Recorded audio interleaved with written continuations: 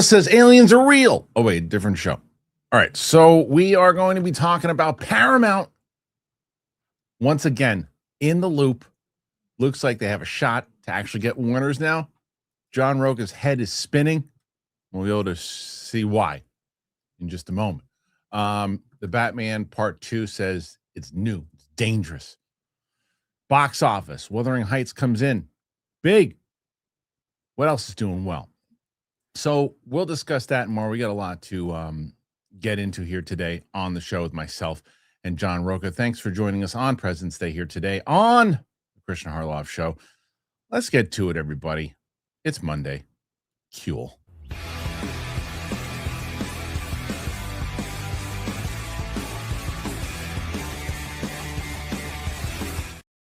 One of the many great gifts Eli Manning has given me, and cool definitely being one of those. Joining me on the show today, he's cool.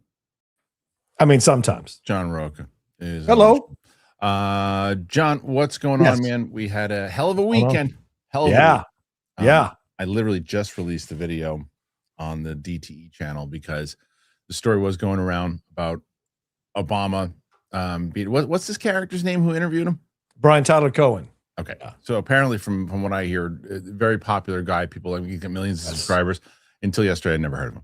So it's just that means nothing except how out of touch I am. That's all that means. Yeah, that's all it means. In the same way, I didn't know about Markiplier, and that guy millions of subscribers. That's true. Think about it. So here's what happened for people who didn't know. He had him on the show. They talked about a great many things. Yeah. And then at one point, he says to him, he goes, "So are aliens real?" Obama's answer is, "They're real, but they're not keeping them in Area 51. They're not doing it here, and I've never seen them. So unless there's a conspiracy, I don't know." So the problem with that statement, there's a lot of different things. One, and this guy just released a statement because he got destroyed on social media, absolutely murdered for not doing a follow up. I mean, he got absolutely obliterated. people on high levels were calling him out for not doing the follow up and everything too. He was just getting annihilated, so much so that he had to do a follow up video. And he did a follow-up video, and he said that he then reached out to Obama, who then clarified his answer to said, no, he believes the standard answer, which I thought he would have given when asked that question of the galaxy is huge. It could, of course, I believe that they are real. They could be and out there, but that's not what he said. He right away said, yes, they are real, but that can be interpreted. That's the first thing you ask is, wait, excuse me, sir. Can you go back and can you clarify what you mean? It didn't happen. So the guy was like, he came out, he made it, basically said, I dropped the ball. I've been up thinking about this, and I should have asked a follow-up question. I didn't. You can't do anything except applaud the guy for owning it. Right. But the problem is that I already know your stance. It's like, you're probably, this is what he meant. And that's the problem with it, because everybody's going to say exactly that. My wife said that when I told her initially. She's like, yeah, he probably just thinks that the aliens are out there, and but yeah, he dropped the ball by not asking the follow-up question. Oh, yeah. I mean, I hear you, and I think, I guess in my mind, because I know Brian Tyler Cohen, because I watch his stuff, I read his stuff. I think he's one of the best political reporters out there, and I think the stances he takes are pretty powerful. And he's walked in the lion's den a few times, so he knows how to handle himself. He does some good interviews, but I think he just felt, and this is me speculating, right, that this is not what's top of mind to a lot of people. Because the economy is not doing well. People are struggling. Life is not easy. International stuff, domestic stuff, all the madness going on right now. People have many more things at the top of their minds than whether aliens exist or not, which in my mind is a fun fantasy hobby thing to consider. And maybe someday we'll actually have proof, concrete evidence. And so, maybe he felt it wasn't the right thing to follow up. And maybe he was told by Obama's publicist that he was only going to answer one question about this. And woman, you and I have been at junkets, Kristian, we know publicists sometimes say you can ask one thing or you can't even ask about this thing. That's not the case, because he followed it up by saying he messed it up. Yeah. That being said, him coming out and admitting that he dropped the ball, I think is a very strong indictment of how important this issue can be to some people and how loud people can be about this issue. Because I don't think they would have felt the need to come over. And even President Obama, former President Obama, coming out with a statement, I think shows you how powerful the people who want answers about this stuff can be on social media. So credit to them for sure.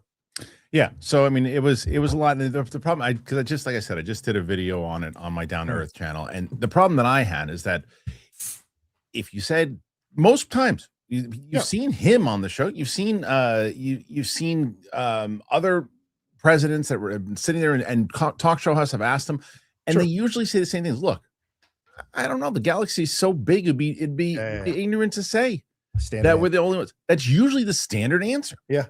Wasn't what he said here up top.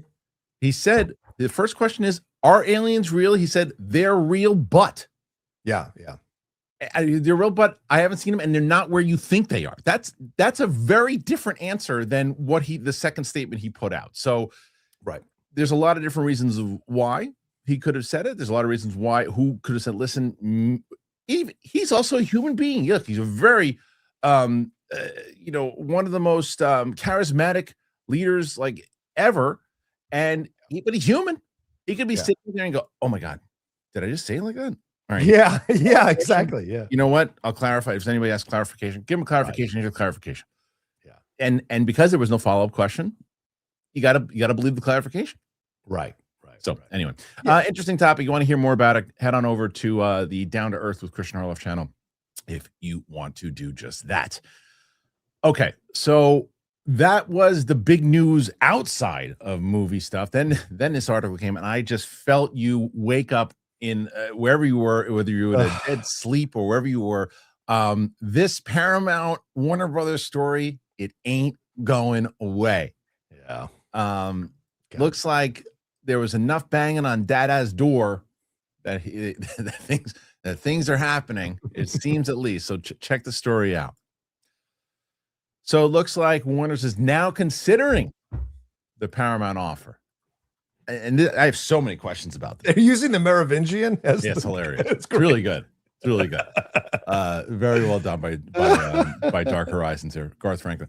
8th time, maybe the charm. 8th time. Yeah. For Paramount Skydance. A new report at Bloomberg claims that Warner Bros. Discovery is considering reopening sale talks with Paramount Skydance Corp. Following their most recent amended offer in their hostile takeover attempts. The trade says members of the studio board are discussing whether Paramount could offer a path to a superior deal, a move that could ignite a second bidding war with Netflix. The board reportedly still hasn't decided as yet how to respond and may stick with the company's current deal with Netflix. According to the trader sources, there's also the obvious question as to whether this is just part of a negotiating tactic with the board attempting to get Netflix to up its bid. Both Paramount and Netflix have previously indicated they would be willing to raise their bids in order to secure a deal for Warner's, even as it has led to a backlash. Netflix shares have declined more than 40% since Dune. Wow. I didn't know that. Yeah. Did you know that? Yep. Wow. It's 40% going down. Crazy. Paramount submitted its amended terms last week, which indicated it will cover a $2.8 billion fee owed to Netflix if Warner Brothers terminates its agreement. Oh, interesting. Interesting. Along with offering to backstop a Warner Brothers debt refinancing and compensate shareholders if the deal doesn't close by the end of the year. The re-engage with Paramount, Warner Brothers would need to notify Netflix first and then try to get Paramount to increase its offer beyond $30 a share. Then, if Warner decides Paramount's new offer was superior, Netflix would have the right to match it. Yeah. So this thing is still going on. Yeah. This is crazy. Yeah. It's a story that will not end. It's a story that will not end. And it's that guy who's like, dude, why you keep asking her out? She said no so many times, but he keeps coming back with, no, I can get her this, or I can get her that, or I can apply her with this. So it becomes a sense of like, well, what the hell is going on here? And, you know, maybe she's finally relenting. Maybe she's finally like, okay, fine. Yes, I'll go out with him just to get him to shut up. We'll see, because the whole situation here is interesting because one of the a big shareholder, well, not big, big in terms of amount, but certainly name, has come out and said that they want the WB board to re-engage with Paramount.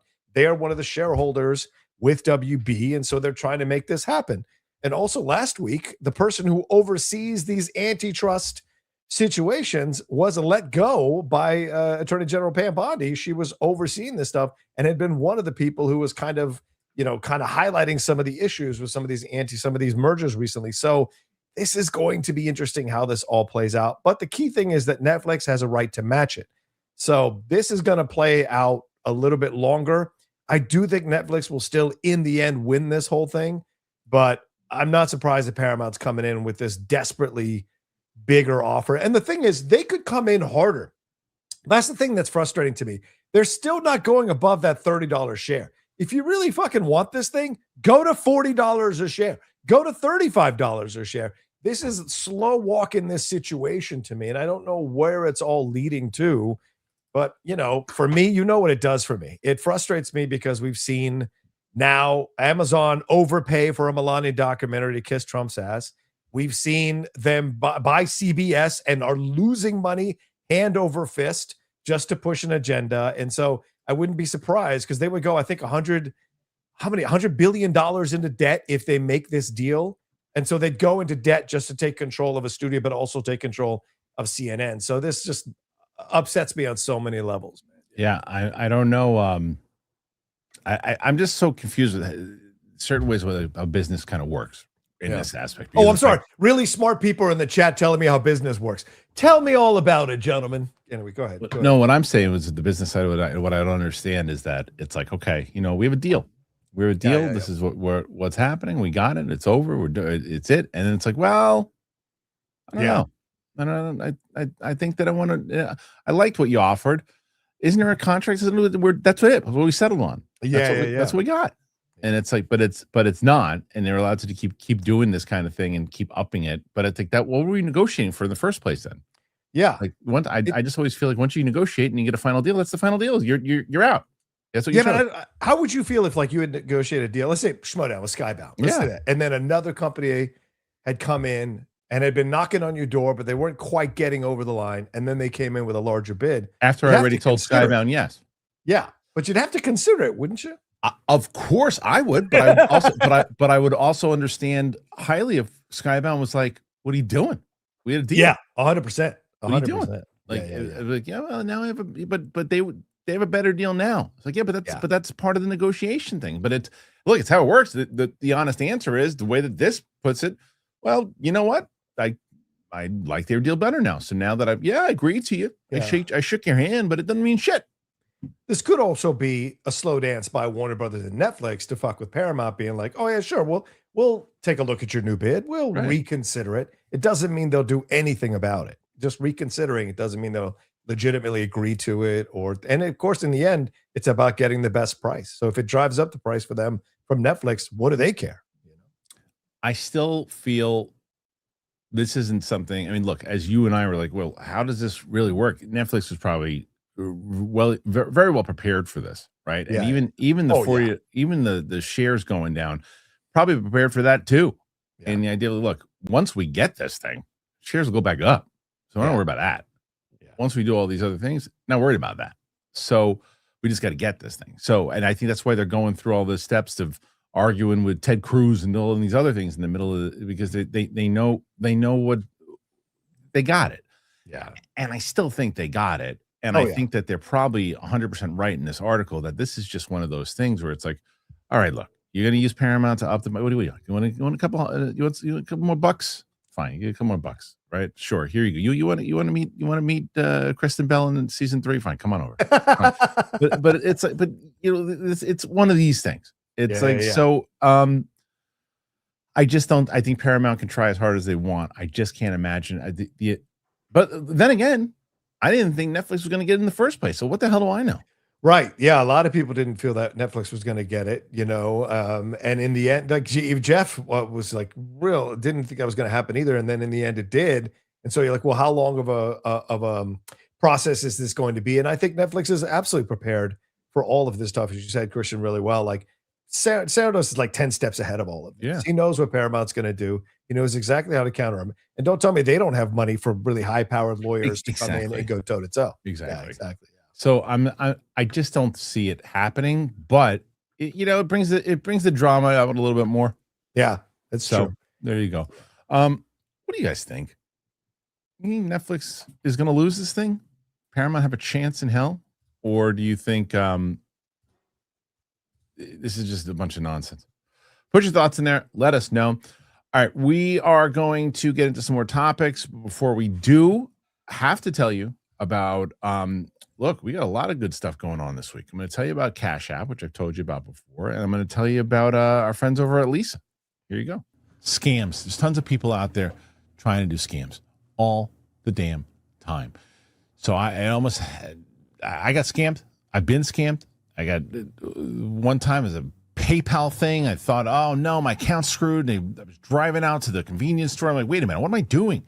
And it was too late. So let me tell you about Cash App. Because when you get the Cash App card, not only do you get access to a ton of perks and benefits like exclusive early access to nationwide concert, pre-sales, discounts, popular brands, but you have extra security with the power to instantly lock or unlock your card right from your phone in just one tap. So if a suspicious transaction pops up on your card, Cash App, it's got your back by automatically declining the purchase and sending you a heads up to confirm if it's you or not. Now, behind the scenes, you can rest assured knowing that your account balance is protected by 24/7 fraud monitoring. Spend with peace of mind today. You got to order a Cash App card in the app or at cash.app/card. For a limited time, new Cash App customers can earn $10 off if they use that code, Secure10, in their profile at sign up and send $5 to a friend within 14 days. Terms apply. Cash App is a financial service platform, not a bank. Banking services provided by Cash App's bank partner. Prepaid debit card issued by Sutton Bank, member FDIC. Discounts and promotions provided by Cash App, a blocking brand. Visit cash.app/legal/podcast for full disclosures. I love talking about Lisa. Man, I didn't realize, look, when I got my daughter her mattress, her entire night just changed.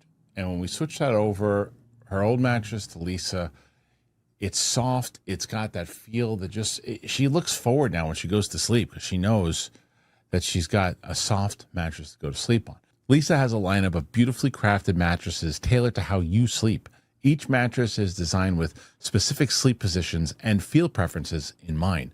Lisa mattresses, they are meticulously designed and assembled in the U.S. for exceptional quality. Plus, they back it all up with free shipping, easy returns, and a 120-night sleep trial.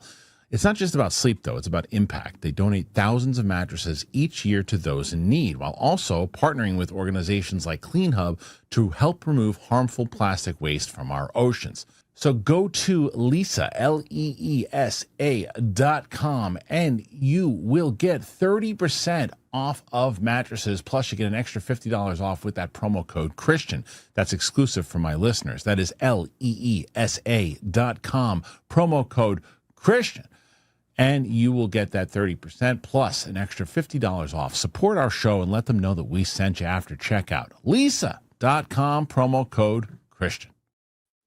Thank you to Lisa. Thank you to Cash App. Really excited to have them both on the show. Okay, back here with John Roca. Hello. So two things.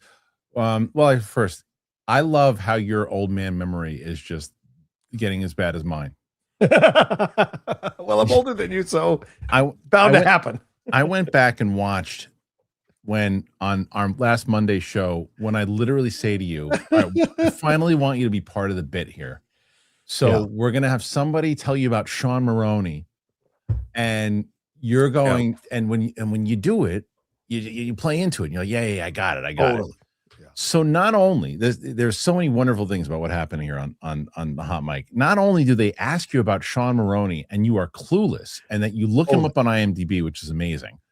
Not only does that happen, then you forget about the context of Sean Maroney because you start making up a new scenario in your head. We're like, oh, we talked about it on Kristian's shows. He's like, Kristian, just suck my balls. I'm like, I put you in the fucking bit. You were in the bit. you're like, oh, he's coming over here messing with the show. I was like, no, you were in the bit. It was absolutely. I think that made it better. Yeah, I accidentally made it better. Yeah, I mean, I just completely forgot. Because I do so many other shows through the week and I got other stuff going on. And so I'm talking to so many other people. And then by the time this hit, I just completely forgot. And they got me. It got me for a while, too, which I think was hilarious. Hilarious. I'm glad I realized it. It would have gone for a whole hour. I know. Probably if I hadn't realized. I know. I wish you didn't. At that point, the fact you Sean Maroney yourself, which is even better. I felt because I let you in I let you in. The fact that you were checking him out on IMDb is absolutely amazing. I know. I was like, wait, how do you spell this guy's name?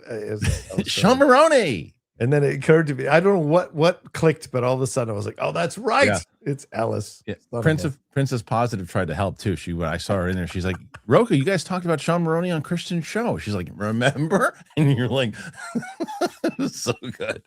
Oh, it's so good. I like that so much better now. Anyway. All right. So Roka's starting out you almost had it last week, man. I know. I thought you had Capes and Cows, like we were literally signing off and I was giving you the win. Yeah. And then there was an influx of questions that came in at the end. But so we're at 10 right now. Come on, people. Let's start. Let's see what we can, if we can start the week out, and if Roka can get here on this President's Day, we can see if we can do it. You got 11 questions thus far. Let's see if we can do it. Come on, I'm a former military guy on President's Day. That's right. Send in your love, people. Come on. That's right. Let's 8 years serving this country. Go ahead. That's 100%. And so people should help you out here today and get you that win.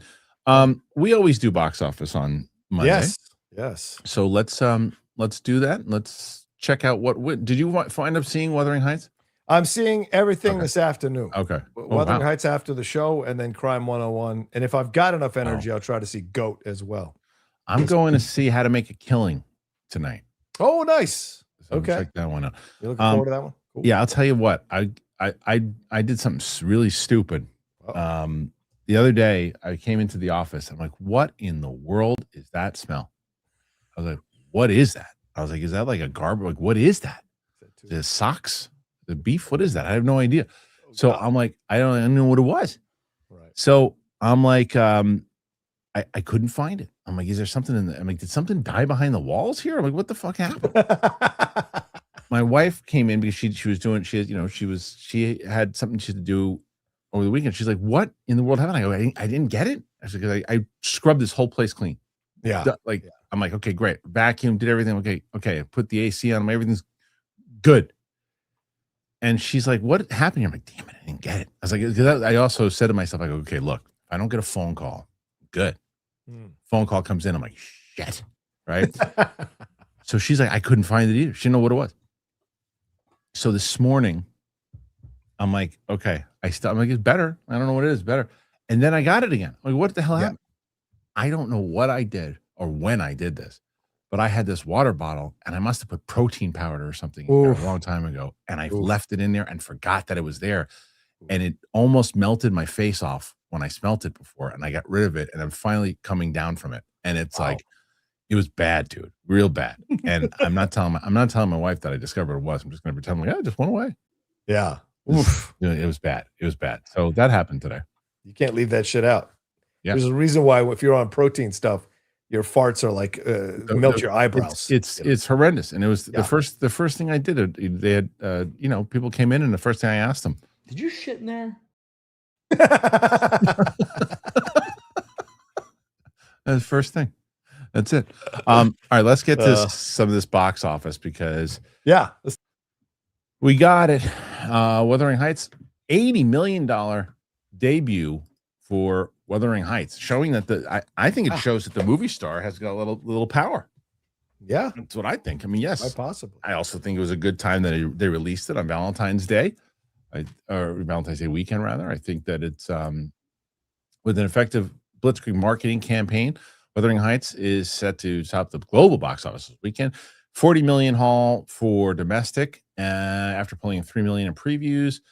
Question remains whether walk-up traffic will be affected on Sunday morning. We'll look at the final numbers in a second here. And Sony Animation's GOAT is coming in ahead of his expectations with the title heading for 25 million. But let's see what the actual numbers are here, because they always do this report, before the numbers come out. So here's the actual. That's not it. Where the fuck is it? Titanic 6. Wait a minute. Oh, yeah. I'm looking at Titanic for Titanic. Who the hell's looking up Titanic? Okay, there it is.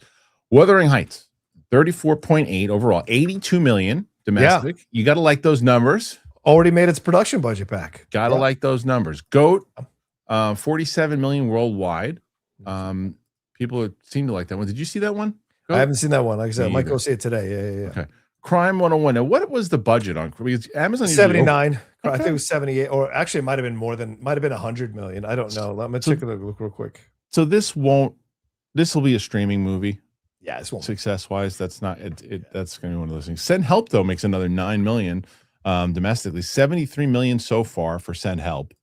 Yeah, and then Solo Mio, the Kevin James one makes 18 million. That couldn't have cost much to make. Probably 6. I think right? 6. So that's got to be good marketing on that movie. Very good. I mean, Angel Studios. Whatever my issues are with Angel Studios, removing that, you got to give credit to the fact that they are figuring out how to make money at the box office with these faith-based movies.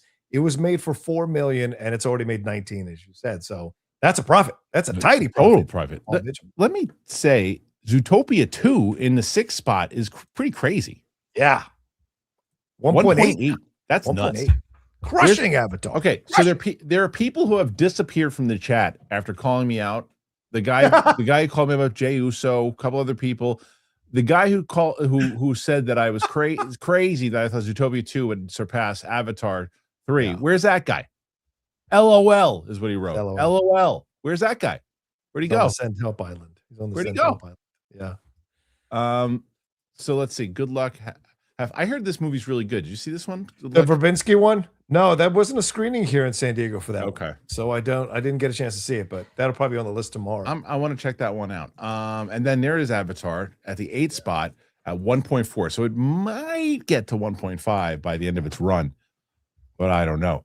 Did you hear my absolute lunatic prediction on Friday? No. What'd you say? What was your prediction? We predicted. Before I give you my prediction on it, I want to ask you, because you sometimes you're good at box office, sometimes you're horrendous. Depends on the movie. Depends on the movie. I'll give you 3 movies. I want you to give me your worldwide prediction on them. Oh, okay. Wow. Okay. I'm going to give you 3, and I'm going to give you the proposed budgets on all 3. Okay. You got Clayface, which proposed budget around like 40 mil. So just close to 80 to break even, right? Mm-hmm. You got Supergirl, which is rumored at 200 mil. So it needs just around 400, a little over, to break even. Okay. Right. And then Avengers Endgame, which is rumored anywhere between 800 million to $1 billion. Who knows what the real number is? Let's call it 800 million. Okay. And that it needs like 1.5, 1.6 to break even. Right. Yeah. What are your 3 predictions? Start with Clayface. I think Clayface 80 to 100 million. I would say overall by the time it's done. Worldwide. Worldwide. But here's the thing. Unless there is a Batman appearance teased, then that's a whole nother ballgame, right? Sure. That's maybe 200 million because people want to see it. Supergirl, I think Supergirl has a chance at 600 million worldwide. Maybe more, but 600 is where I put it right now because there's been such a backlash to the movie. But if the movie is great, I think it'll overcome the backlash. Avengers 2.5 to 3. 2.5 to 3. Okay, so you're okay. Listen, so you actually don't. You're not going to think my predictions. The prediction out of those 3 that I have, the one you'll think is crazy is not the one I think everyone else thinks is crazy. Okay. Clayface, I think, is going to be a major hit, and I think by major hit, I think like 130, 140. Yeah, that's a major hit for that. For that movie, yes. For $40 million, that's a major hit. If it meets 150, that's that's I think it's gonna be huge. Winston's picking like 300. I think he's out of his mind.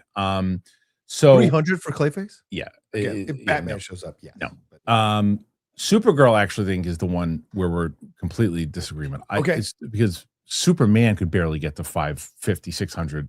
Supergirl ain't getting nowhere near that. I think Supergirl's going to lose money and it's going to be at 375 because I think 200 is way too much for that movie. Well, that's fair. That's a whole separate conversation. Yeah. I agree with you. Yeah. But I think because James Gunn, and I know he's not directing the movie, but he is the EP. People have more faith now in DC. They're going to give this thing a chance more than they would have.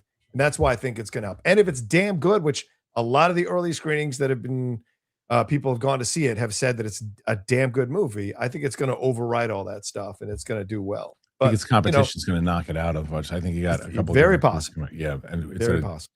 So I think that's 375. So my crazy Avengers prediction, everyone's calling me crazy, and I think that everybody's right to call me crazy. Okay. But I'm sticking with it. If it's bad, if the movie's bad and everybody hates it, then I'm going to be wrong. I'm going to go. Of course. Whole nother I ballgame. said it's going to be the most profitable movie of all time, and I think it's going to be 3.1 billion overall. Wow. 3.1. Yeah. Okay. Which, all right. Which is a lunatic prediction, and I get it. Everybody, there's not one. Sometimes I'll comment back if someone writes something, I'm like, "Oh yeah, well, I'll go, you're right. Yeah, you're right." Yeah. But the thing is, Avatar, the first Avatar, after re-releases and everything, was like 2.9, right? And this is, I don't know where Winston got his number on this one. Winston said, because we were talking about Endgame. Endgame made 2.7. Yeah, 2.7 billion. 2.7. And he's like, that's after like many re-releases. It had one re-release, and it made like $40 million on the re-release. Yeah. Something like that. Yeah. So that had nothing to do with it. So if this movie is good and people if it's good, if it's good and the event, it's going to be an event movie. It's the biggest event movie of the year. I also told Chris, Carr, and Winston they're lunatics, that they would rather go see Supergirl than this movie. I said they're lunatics. I'm sorry? They said they'd rather go see Supergirl than Doomsday? Than Doomsday. I said I don't believe you. Nonsense. I said if I gave you a choice to go to see either one, what would you see? And they both said Supergirl. I said I think you're out of your minds. The both of them. I respectfully disagree. I just don't agree. It's not my number one most anticipated movie of the year. Okay. But I think it'll be the biggest movie of the year. I agree with you. I've got Odyssey at number 1. And then I got Dune at number 2. Yeah. And then I got Avengers. Now, if I'm ranking box office, Avengers is going to be the clear winner, with Odyssey at number 2 and then Dune at number 3. Yeah, that sounds about right. Yeah. But to me, I see people in the chat are like 1.8 billion. You're insane. If this movie is good, people are going to want to see this over and over and over again. A shitty Avatar movie got 1.4 billion. A really great sequel from Zootopia got 1.8, and that's animation. Right. You start to add, you go Doomsday. That's gonna, if it's a great movie, people are gonna go in droves to see it. Plus, it's December. Everyone's out for the Christmas holiday. People are gonna go over and over and over again. The younger generation, insane.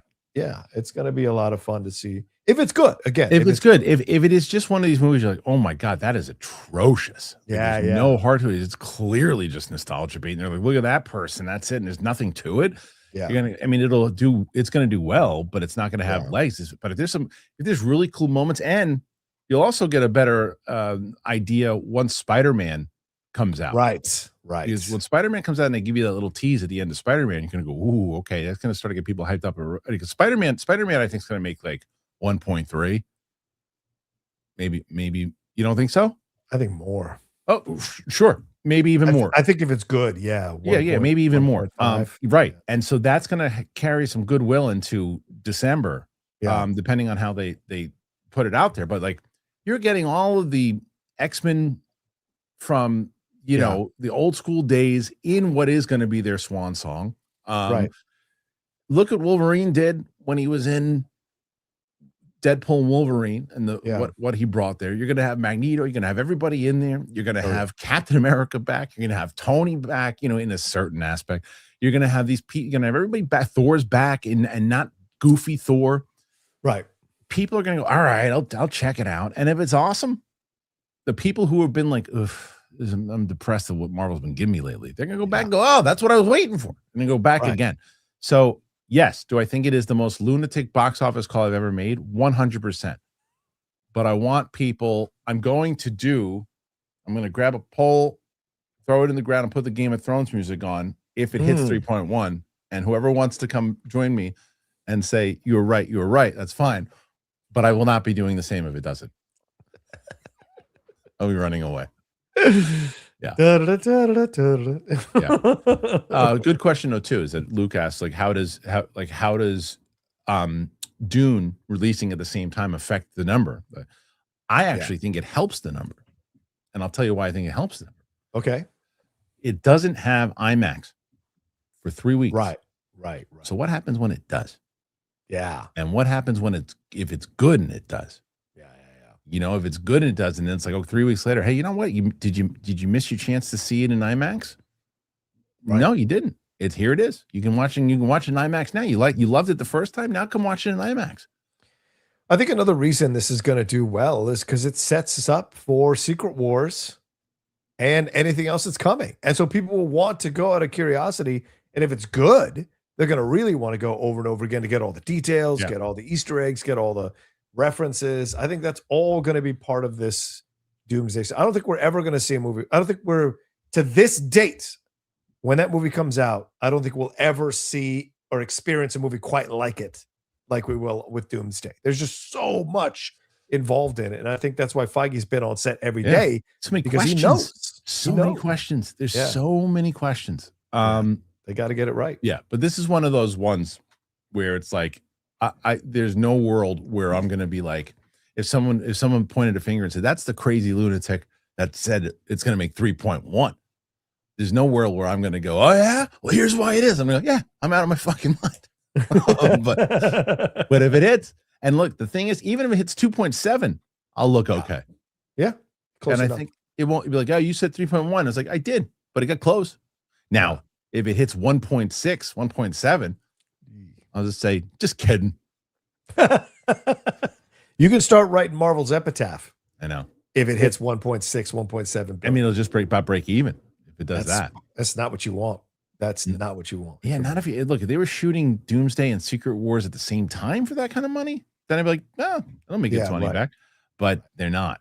So now as far as the other box office goes, you look at the remainder of what we had here. Let me go back to previous thing. So Wuthering Heights, I mean, what was the budget on that one? 80 million. 80 was 80. Okay, 80, so so it's already made its production budget back. Yeah. Or not production. Okay, 80 you said. Okay, so it made production budget. So now so marketing. So it's still I don't know. I don't know how that movie does in week 2 though. Yeah, I know. That's what I'm kind of looking at too, Kristian, because 82 million out of the gate. It's domestically is underperforming because people are predicting 50 million domestically. I think it only came in like 38 or something. And then, but it really overperformed overseas. So the question becomes, is this a film that is buoyed by overseas numbers in week 2 and 3 to keep it kind of in a good place? And we just saw Housemaid have a lot of legs with Sydney Sweeney and Amanda Seyfried. So is this kind of the same situation where there is a strong female audience for this? And let's not be, in a gay audience for this to go and see it. And will they go over and over again to see this movie? We'll see. We'll see. I don't think it is a go again over and over type of movie. Yeah. Okay. No. Again, I haven't seen it, so I couldn't say. First of all, both the characters are assholes. They are in the book. They are. Yeah, they're assholes. And I didn't mind the movie. I didn't mind the movie. I saw a lot of people really hated it. I didn't mind the movie. I just but it's I didn't like them. It's a toxic relationship. It's kind of the point of it. Just like, what you want is what you want, and whoever's in the way, get out of the way. And you go because of their chemistry. But this isn't a movie that you're like, oh man, that's a ride I want to go on again next weekend. It's like, I'm good. And and they were really good together, the two of them. They had great chemistry, and the girl from Task was really good in it too. The Lizzie from Task. Oh yes, she's in it. Oh, yeah, great. She's in it too. And she was really good. But it's it's not one of those movies that you go and you see again and again and again. Now, I don't know. I don't think it is. I think the drop off is going to be significant next week. So I don't know how that does. Now, the other one I did not see that I'm going to wait to see probably for reaction is Goat. Yeah. What was the budget on that one? The Steph Curry one. Yeah, 47 million on that is what that's done worldwide. It's animation. It's got to be more than that, right? Let me see. Goat was 80 to 90 million is what the budget. That's another one that's going to be a loss. I think that maybe not on that one, and I'll explain that in a second. We'll stick with that because the difference between Wuthering Heights and Goat, is that there'll be some other movies that people that if they decided they want to go to the movies this week, that maybe they were going to see Wuthering Heights last week, that they want to take their significant other or somebody to go see. They could probably see something else together and be like, let's watch this instead. I have said this many times over. I don't find a lot of options for my kid to see, my little one, to go to the theater. It's very hard for us to go and check out movies unless I have a screening. But my wife is going to take her to go see Goat because it's the only thing for kids to see right now. It's the only thing. And during the break right now, so the drop might not be that bad for Goat because of a lot of kids are on break right now. Yeah. So I think that with the break, I think that maybe it sees a less of a drop off. All right. And we'll see what happens in general. I want to have a conversation with you about Crime 101, man. This the budget was $90 million for that movie. And right now it's $27 million, but this is not going to make money. This is going to flop. Yeah. And so, but the reviews have been really good for the film for the most part. Yeah. And then people are like, God, it's great to see these kinds of movies in the theaters again. Well, enjoy them while you can, because I think we're going to, as has already been the evidence the last few years, we're seeing less and less of these kinds of movies in the theaters. Because people aren't going to see these. They're not as drawn to these to go see them. And I also have a question about whether this proves once and for all that once a lot of these actors step out of the Marvel universe, they can't perform. They can't put butts in seats in their movies that they're leading. They can't quite do it. RDJ, outside of Sherlock and Marvel, rarely gets a hit. It's this type of movie, though, too. When he's the lead. Right, go ahead, But look, this type of movie, this Crime 101, look, compare it to what's the one that Ben Affleck and the Drop? The Town? No, the one that they just did. It was called The Drop, right? Oh, The Rip. The Rip. The Rip. The Drop's the one with Tom Hardy. The Rip. Yes, that's a good one. The Rip is very comparable to this. Agreed. That was a straight to Netflix movie. Yeah. With two major stars. Yep. This has major stars, and it is the kind in the same way that romantic comedies have gone the way of streaming mostly. Yeah. To big over-the-top comedies, minus Naked Gun, which did okay. Yes.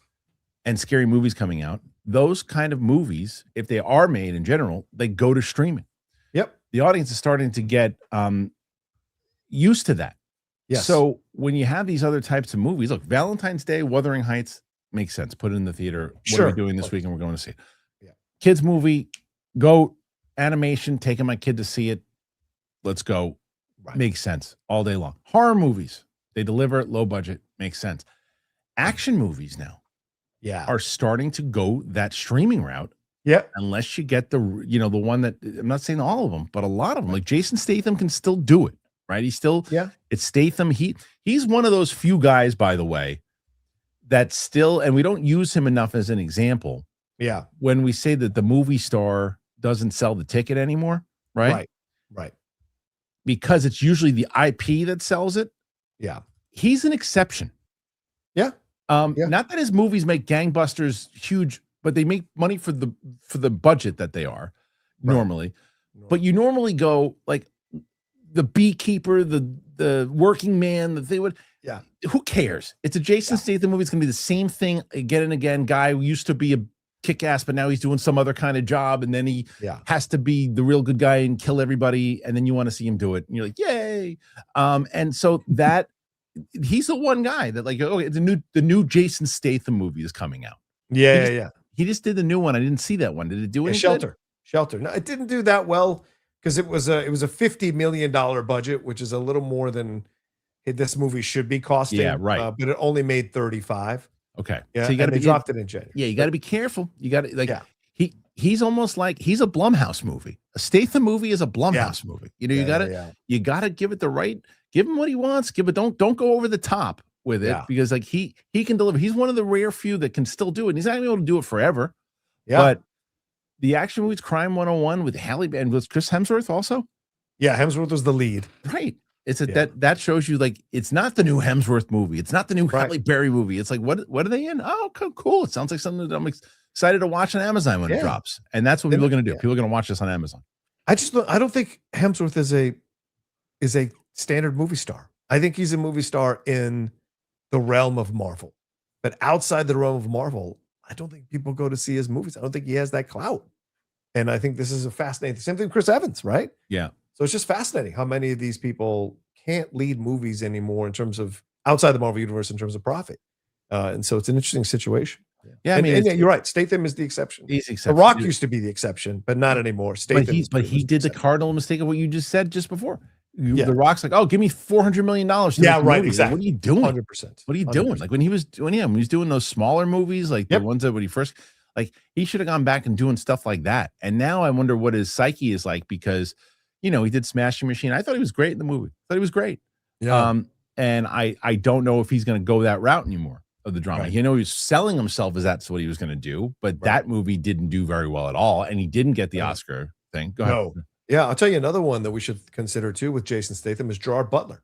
He has carved out a nice little niche for himself. Sure. Doing these movies come in at low budget and he's just they done make so money. many. He's just done so many of them that it's like you're not wrong though that the new Gerard Butler movie is coming out and it's like what is it? I don't know. The same thing. He's it's the same type of thing, but like Greenland. Yeah, right. It could. You're not wrong. It could be good. It could be complete dog shit.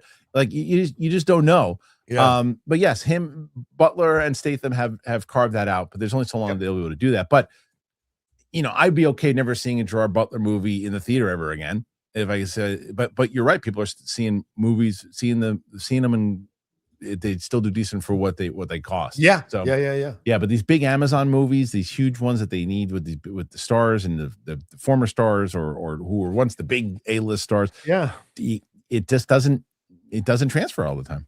This film, Crime 101, in the early 2000s would have made $150 million. Right. Easy. Right. Nowadays, people would go like, let's wait a few weeks. It's not going to be nominated for an Oscar. No. It's not water cooler type of movie. So I can just wait a few weeks. It'll be out on streaming. Like Song Sung Blue is not on Peacock. And it came out, a month and a half ago. Yeah, right. Yeah. Well, it's a good point though, too, because you look at there are rare exceptions and people still don't really get it. But when you have a year like Warner Brothers did, one battle after another lost them money. And it hasn't been a story about it yet, but it did. It lost them money. But that was not their intention. Their intention, they gambled and their intention paid off. Yeah. PTA will most likely win Best Director. Right, probably, yeah. I still give the odds-on favorite for winning Best Picture. I still think that you've got so many different things.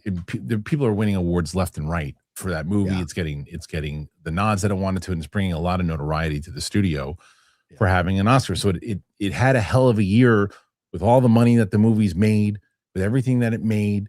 Plus, the success of Sinners and look, Sinners could be the one that winds up winning freaking Oscar too. And either way, they put the gambles and all that stuff. They had weapons that made money. They had Minecraft. They made all this money that they made from the commercial stuff too.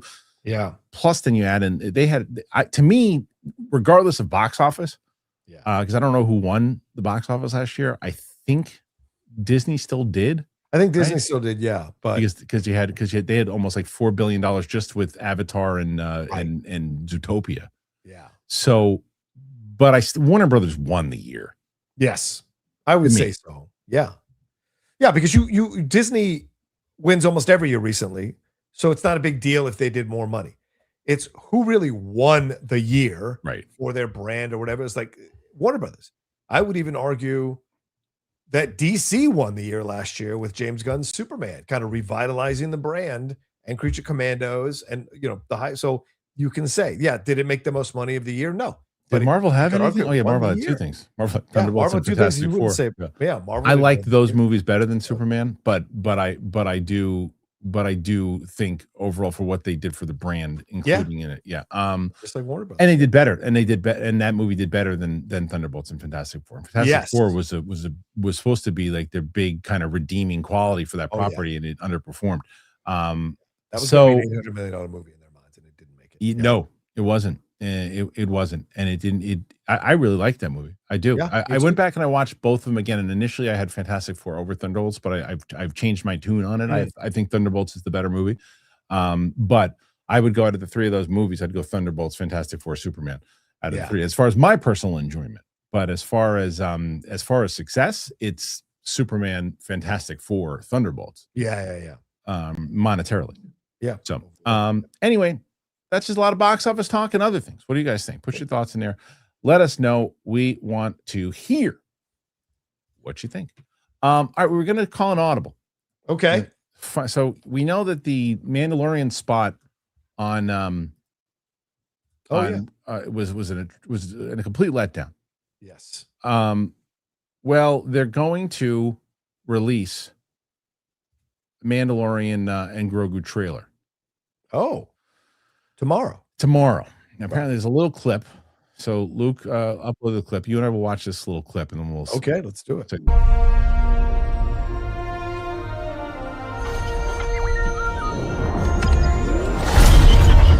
Hey, never touch the buttons.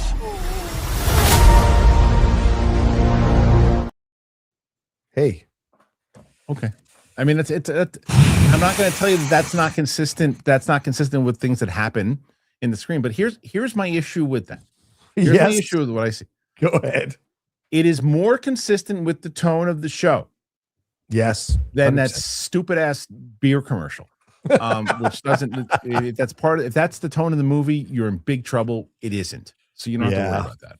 Yeah. There's going to be something in there. The problem I have with, how long are we going to keep doing Baby Yoda? Isn't he growing up? Yeah. It's like he's still messing with the buttons and eating shit. Yeah. After 3 seasons, he's still eating shit and like, don't mess with the buttons. It's cute. We get it. Let's go. Wrap it up. Grogu, even Groot was playing video games by the second Guardians of the Galaxy. So yeah, it's getting a little, I agree. It's getting a little like and someone said it, I think, in the thing. Calvin Patel, TV movie vibes. Totally. I agree. Totally. Yeah, 100%. 100%. And so, and the question is, was this the plan to release the trailer? This quickly. Yeah. Or was it because like, oh my God, they're really calling for it? And if this was the plan, bad plan. Yeah. Why did you spend $8 million to do a beer commercial? Yeah. It's like, why, or do what we all thought you were going to do. Like when Luke sent me that thing, he said, "Did you see that thing?" I was like, yeah, okay. But now I'm going over to now I'm going to go to the YouTube channel. I'll watch the real trailer. And there's no real trailer. If they would have done that little stink ass stupid Super Bowl thing, and you go, "Oh, that's cute because it's a Super Bowl." Now go watch the trailer. Great point. Nobody bitches about the Super Bowl thing because it's part of the because then it's in tandem with the Super Bowl thing and it makes sense. Yep. But when you go in, it's like nothing. There's nothing. Like everybody was pissed off. You haven't shown anything yet. Oh, we'll show it in 2 weeks. Yeah. And let's show Baby Yoda fiddling with stuff again. It's like I showed you. There was a leaked trailer from Star Wars Celebration that looked great. Yeah. It's got Mandalorian kicking ass in the way that you want to see him. It's got Grogu swimming, not fiddling with shit. He's swimming. And they're like, okay, let's see him do that. Let's see that stuff. And the tone is darker. Like it starts off with the Imperials and it looks like something right out of Empire Strikes Back. Granted, it looks like a television version of it, but it looks like they're doing it. And then boom, in comes the Mandalorian and he's just taking fools out left and right. You're like, yes, show that. Right. If that's what they show tomorrow, it's like, what are you doing? Yeah. Show that already. Show what your movie is. They have no clue what they're doing with this. I think they know they've got, a TV movie type of energy to this movie, and they're trying to roll it out and play this like tease game, but it's not working. A majority of the fans clearly are rebelling against what they've been releasing, and you're trying to get casuals into theater. I get that, but how many of those casuals actually watch Mandalorian and Grogu to even care about these characters? That's the truth. So you can't play both sides. You can't play like, that we're in the bubble, Star Wars fans, but then ignore how many Star Wars fans are not liking this stuff because you claim that they're playing to the casuals when the casuals haven't even watched Mandalorian and Grogu. So whatever the numbers might be of Mandalorian, they're not reflective of how many people, how many of the normal people who aren't like obsessed with this franchise have watched that show. So I think this is going to be really interesting to see what the box office is. And I agree with you. I wonder if this feels like a panic move. They gave us crap about it. We put our PR people out there to explain what we were trying to do. You never explain the joke. That just tells you the joke is bad. And then boom, all of a sudden a new trailer here 2 weeks later. Yeah, they keep asking for it. Right. Why didn't you just give it when you had the biggest audience in the world watching? Exactly. Yeah. Exactly. And were you doing it now 2 weeks later? That's a big miss. Right. If you want to get the normals on board, you do it during the Super Bowl. 100%. You don't do it afterwards. No, 100%. And then it's also one of those things where you're like, It just, I'm telling you, I've said this, people say, oh, the floating hate. They're living in a world where they still think this is 2015 and the excitement is the same for Star Wars. Yeah. This is Star Wars. You have lost that. You've lost that. You can get it back. You can get it back. Like people are like, oh, it's dead. It's not dead. If they're still making movies and there's still people who are gonna, buy tickets and get excited for it, it's not dead. Dead is when nobody gives a shit at all. Nobody. Like, it's okay if you don't give a shit, but when nobody cares, that's when, like Star Trek hit a place. Not that it was dead, but that it was on life support. Star Trek's not dead. There are movies that are not dead. You can look. I always use the example of Karate Kid as Cobra Kai. No one thought they should do a Karate Kid series because you're like, that franchise is dead. You can't do that anymore. Right. And then they're like, well, no, if you put the right love and respect behind it and show the audience that you put the right love and respect to it, the audience will respond. Yeah. Star Wars has a lot of life left in it. It's got a lot. Yeah. It just, right now, they just don't have the right doctors working on them. Yeah, everybody said Predator was dead, right? And then Prey comes out, revitalizes the franchise. Dan Trachtenberg takes it for a ride. Yeah. Nothing is ever really dead if you get the right people behind it. Oh, 100%. And look for the super naysayers. Even if you're a super naysayer and you say Star Wars is dead, would you feel the same way if they sold it to someone else? If they sold it to someone else and you didn't, because if you hate Disney, you hate what Disney's done, Disney Star Wars, and they sold it to somebody else, would you still say, oh, why are they buying it? Star Wars is dead. You'd be like, no, great. So-and-so got it. Maybe now they got a shot. So it's not dead. Right. It just, this was, and as I said, I still think this movie is going to make the money that it needs to make. Like, going back to our box office conversation that we had earlier. This is, when you, like, Supergirl cost $200 million to make. Yes. On a property, I don't care how good the story is, on a property and the character, Superman didn't do that well. So Supergirl at $200 million, if that is indeed the budget, Gunn negates that. But if it is, that is a major risk. Major risk. Yeah. Star Wars at 140 or 150. What was this? I think the Mandalorian Grogu budget it's anywhere. It's like 140 or 147 or something. 147, right? Is that what it is? I think it is. Yeah. Okay. I'm looking it up right now. So let's say what it is. If Star Wars Mandalorian Grogu is 147, and you were going to make that a TV show, and instead you turn that into a movie, that is a good gamble. Yeah. The IP alone. Go ahead, John. I'm sorry, $166.4 million, but they get a $21.75 million tax credit from California, which is why people are saying like 145. So it's like 140, 145 to do this movie. It's a risk you take. It just further head scratcher why you would market it so poorly when all you need to really make is freaking, $400 million to break even. Right. You make 500, you got to put yourself a profit. Now, again, naysayers are going to go, Star Wars making 500 million? That's crazy. It's not the goal of this movie. It's not the goal. But it will hit it because I think that the casual fan will see Grogu and go see it. Now, whether it's good or not, I don't know. I'm more and more skeptical whether how good this movie is going to be. But we're also not putting the Favreau aspect in it. Favreau's pretty damn good. He can be. He also did Cowboys and Aliens, which wasn't that damn good. So it depends. Luke thinks Mando will make 400 million. Solo made 393, so the same. I think Solo's considered a failure for making 393. Well, yes, because it cost way, because I think that movie cost definitely had to have close to 200, right? What I'm going to guess Solo's budget was 205, especially after all the that movie, right? Let me see. Solo. Ooh, never mind. Yeah, hold on. Solo movie budget. What was it? 365. Right. And that's because of the reshoots. Yeah, the reshoots, exactly. Right. So that movie lost an insane amount of money. An insane amount of money. And people still want a second one. Come on now. John Hoey and three other people. I love John. I love John Hoey, but no one wants that movie. But I still think, Luke, the difference is what Mandalorian and Grogu has going for it, as opposed to Solo. Yeah. Solo is coming up and going up against Infinity War 3 weeks later. Mistake. Right. Solo had someone in that role that was not Han Solo, or even trying to do a version of what he did. Mistake.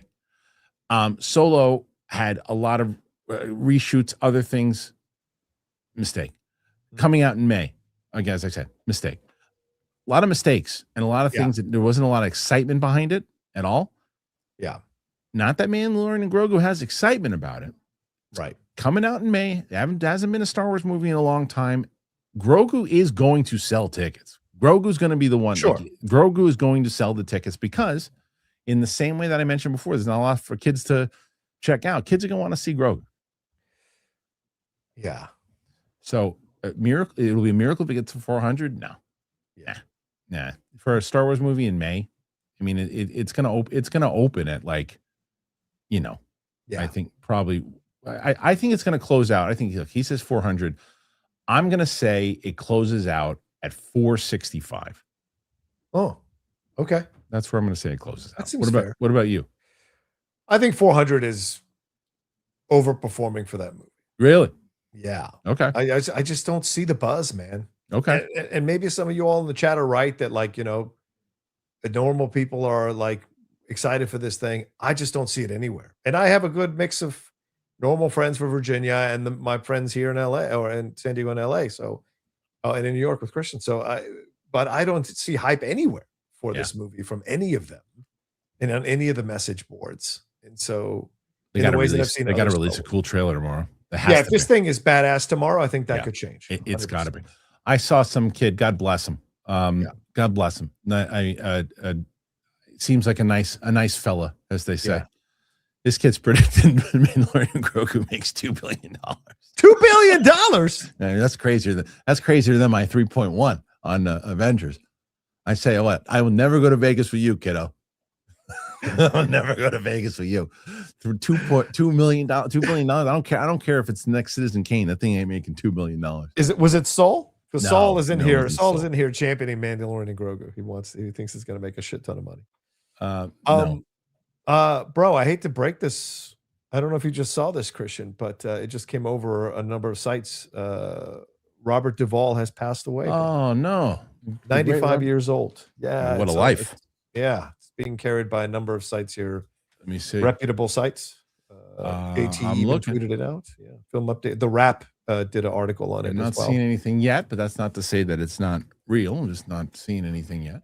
I can send you in the private chat if you want. But send me that. Yeah. Well, that's horrible. Yeah. I mean, again, 95 years old. Right. Long life, great life, great career. Yeah. That's a legend, man. He's a legend. Yeah.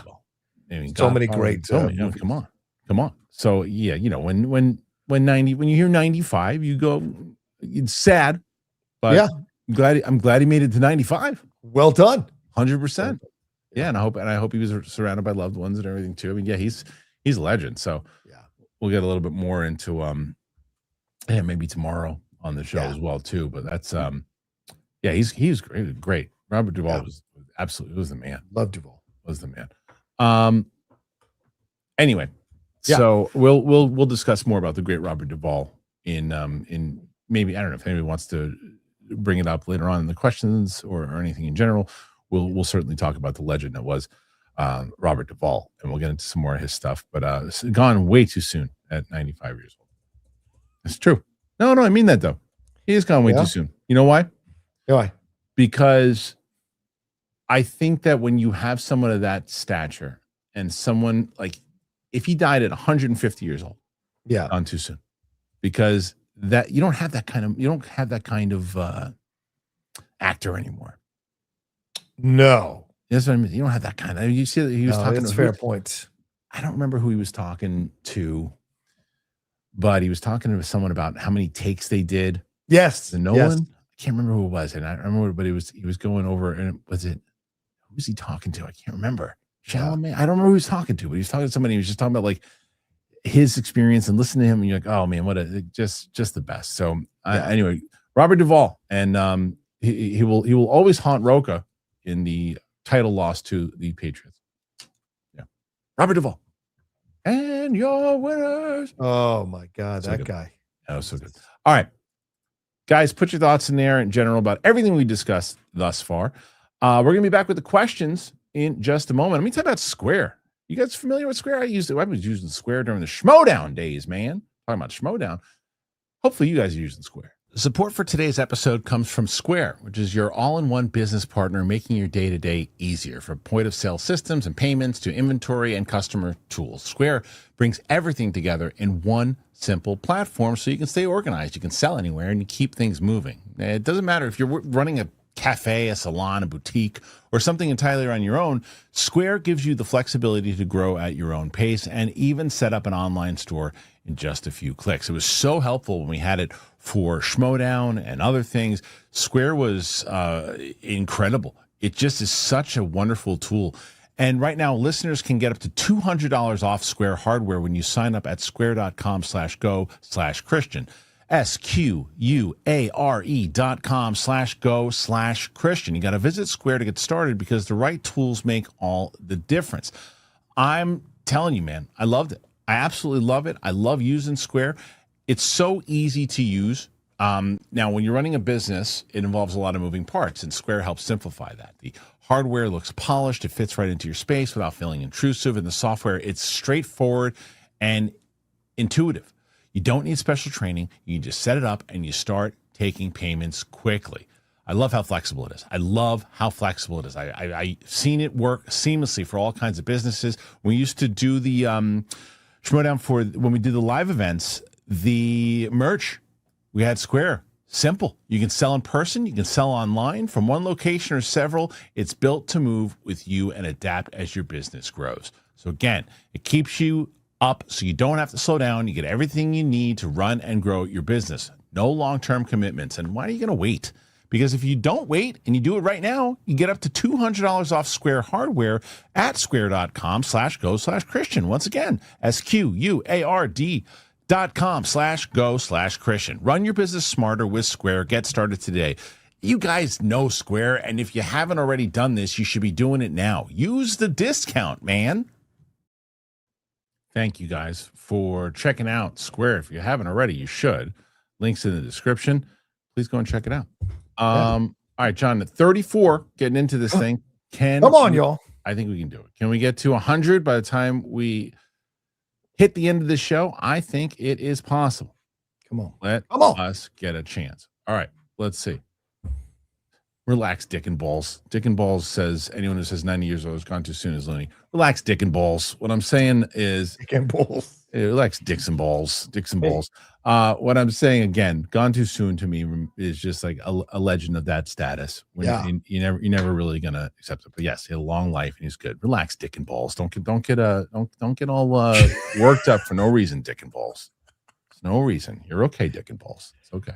Listen, it's a president's. It's a holiday, right? Yeah. So start send in all your questions. Let's talk about that's right. Starts. You're 100%. Schmodown. Right. That's right. Let's talk about everything you guys want to talk about. Yes. Send in your questions. You guys are home. Let's have fun. Yeah. Come on. And Dick and Balls, ask some other questions that you want besides calling me out for saying the guy's 95 until what else you got, Dick and Balls? Come on. Dicks and Balls. Dicks and Balls, Balls and Dixon. Balls and Dixon, Balls and Dixon. Dixon Balls and Dixon. Balls Dixon. Balls Dixon. Nice job, Dixon Balls. Mike Joyce and 7. The realm needs good men. Did you watch it last night? Cried. Good, yeah, so good. Right. So good, dude. That was so good. So good.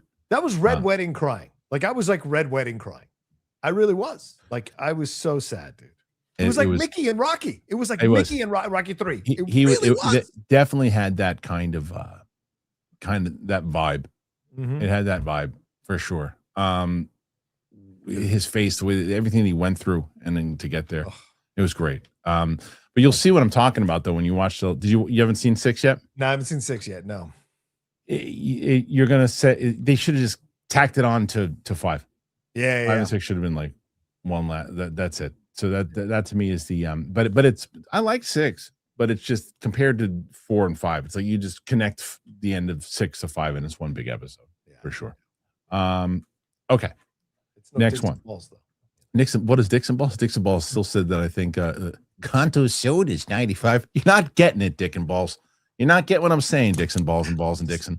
What I'm saying is, again, The man had a spirit that we don't get today. So when he goes away, it's gone too soon. Yes, Dixon, balls and Dixon, that when you are 95, that is a long life. You're old. You've done your time here. It's time to rest. But balls and Dixon, balls and Dixon, balls and balls.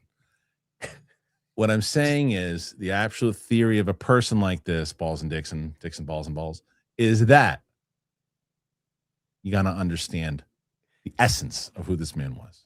So relax, balls and Dixon. He's gone too soon, Christopher. Dixon balls. He's gone too soon, Christopher. All right, here we go.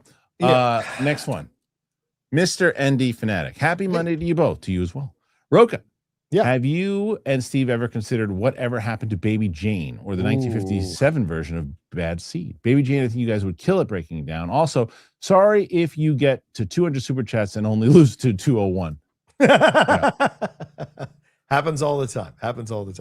I imagine we should do it because I just recently saw that Feud Ryan Murphy series with Jessica Lange and Susan Sarandon doing Betty Davis and Joan Crawford. So I'm sure at some point we will circle around to get to that. We just dropped episode 1 of A Few Good Men for people who want to try out the show. So thank you. Yeah. There you go. Perfect. Love that show. All right. Next one. 34 thus far. Come on, guys. Let's go. Get to 100. Go, pal. Probably snowed under all day at work, but support. Oh, yeah. We got snow. Dude, I thought the snow was toast. Woke up this morning and it was like. Did you get snow? Yeah, not a lot, but enough that it was like, so today was supposed to be my gym day where I was going to go, okay, go gym, do, and because I like to do Monday, Tuesday, take a break, Wednesday, Thursday, Friday, so I don't have to do 4 days in a row. But this, I woke up too late and then I'm like, okay, I'll be okay. And then there's snow. I had to shovel this stupid snow out of the driveway and the cars and everything too. It wasn't like 2 inches, maybe an inch and a half, if that, but it's still enough that I had to clear the thing out of the way. And I'm like, I'm just going to go into the office. So, yeah. And then because I'm going to that screening tonight. So, right. I just realized I got invited to that screening as well tonight. Oh, did you? Okay.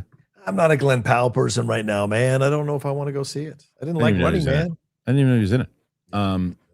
But you know, I don't mind him. I've said this. I don't mind him. I just don't. I don't think he's the movie star everybody thinks he is, but I don't mind him. All right. Let's see. Next one. I don't even know this guy, John Pattinson. I thought Dunk was a goner after the ass kicking. Yeah, I mean, I knew he wasn't a goner because he's the star of the he's the star of the show. But he took a beating. Yeah, he did. Yeah, it was at some point I was like, what is going on here? Like, how can he keep surviving all of this stuff? I know it's crazy. It was crazy. It was crazy. Mike Joyce, most underrated movie president. Got to go Michael Douglas, right? Underrated.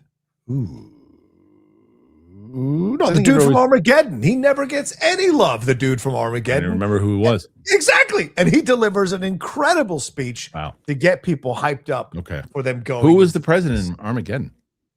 Exactly. I don't know who the actor was. Nobody famous. That's good, I guess. So he's underrated. I would still say Michael Douglas. And they don't talk about him enough. When you bring it up, everybody brings up Bill Pullman. Oh, yeah. Or Harrison Ford. Right. Yeah. Armada 8YT. I believe Sean Maroney is real. People like Sean Maroney are definitely real. They're based off real people for sure. Christian, unpronounceable. Extraterrestrial life exists. We found the building blocks for life in space, but interstellar distances and physics prevents travel between worlds. Fermi paradox. Yeah, I mean, listen, there's a lot of the stuff that I talk about on DTE. A lot of the things that look, there's also a lot of rumors about what's supposed to happen this summer. I don't agree with it that it's gonna happen, but apparently there's a speech that's supposed to be made about disclosure over the summer, but I find that to be unlikely. But there's a lot of reports of people saying that's going to happen, but we'll see what happens. If anything, 2026 supposed to be a big year with information, but we shall see if anything at all. Nathan Drake. I tend to believe that aliens exist, but it's probably at the bottom of my list to worry about or to care about in life. It's fun to speculate in it, though. Today, right? Because let me ask you a question, John, because I understand your point tremendously when you say, like, those other things at the moment, is similar to what Nathan's saying here, that you wish to put your brain around with the things that are happening, that are serious, that are happening in our country, in other countries. Yeah, bad things, good things, whatever they might be, than opposed to as you say, the fun things to potentially think about. Yeah.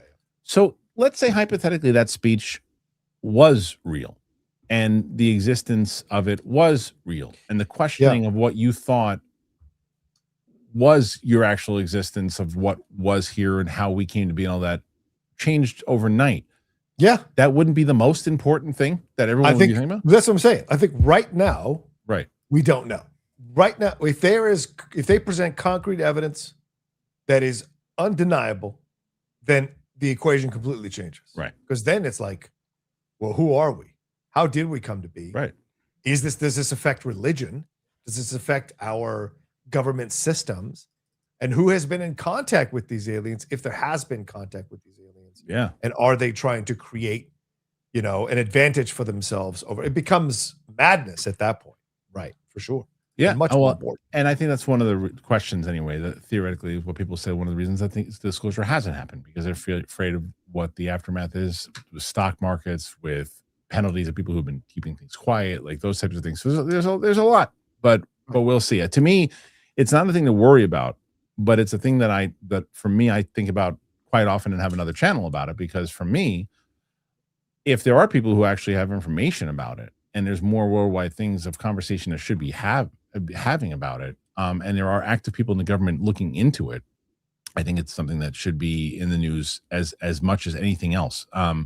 There are things that they cover on the news that I feel are very important, but they'll spend an hour on one topic on a show that's supposed to cover various topics. Yeah. And you're like, look, I understand how important that this particular story is, right? But all you're doing is covering a portion of the story, of the new information that we have on the story, right? And then you're bringing analysts to talk about that, to discuss that. Then you're going to bring in somebody else to discuss something else about that. What else is going on in the world? I get it, your ratings, but what else is going on in the world? This is one of those things that is going on in the world, in Congress. They're looking into it. Give me a 5-minute story. Tell me. So, fair. Totally fair. Clip Champ Razor. Paramount seems to have contempt for creative, so I hope Netflix wins this one. I think most people think that. Hope that. Yeah. IMD Blake finally got around to watching American Gangster. Great underworld crime drama. How many times have you guys seen it? I consider it the best in the genre. The best in the genre. Wow. Ooh. I'm going to say it's not the best in the genre for me. Yeah. But what's also not fair is I've only seen it once. Was it 2007? I think so. I'm going to tell you. I'm not Mance. Don't ask me. The only reason I'm going to tell you that I think it's 2007 is because I believe I was still at. It was right before. Yeah, it was right before Ellis and I started reviewing on YouTube. We're still reviewing on the other platform. Sean Maroney. No, definitely don't do that. Let's not call him that. All right, Seattle KO. Watch The Wiz live for Valentine's Day. It was a lot of fun.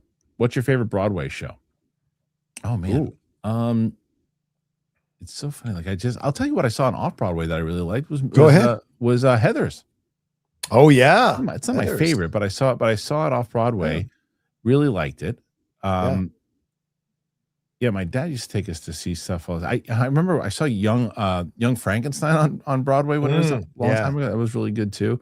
My friend was a dancer in that one. Okay. Yeah. Saw Beauty and Beast, Lion King, for sure. What else have I seen on Broadway? Titanic when I was out.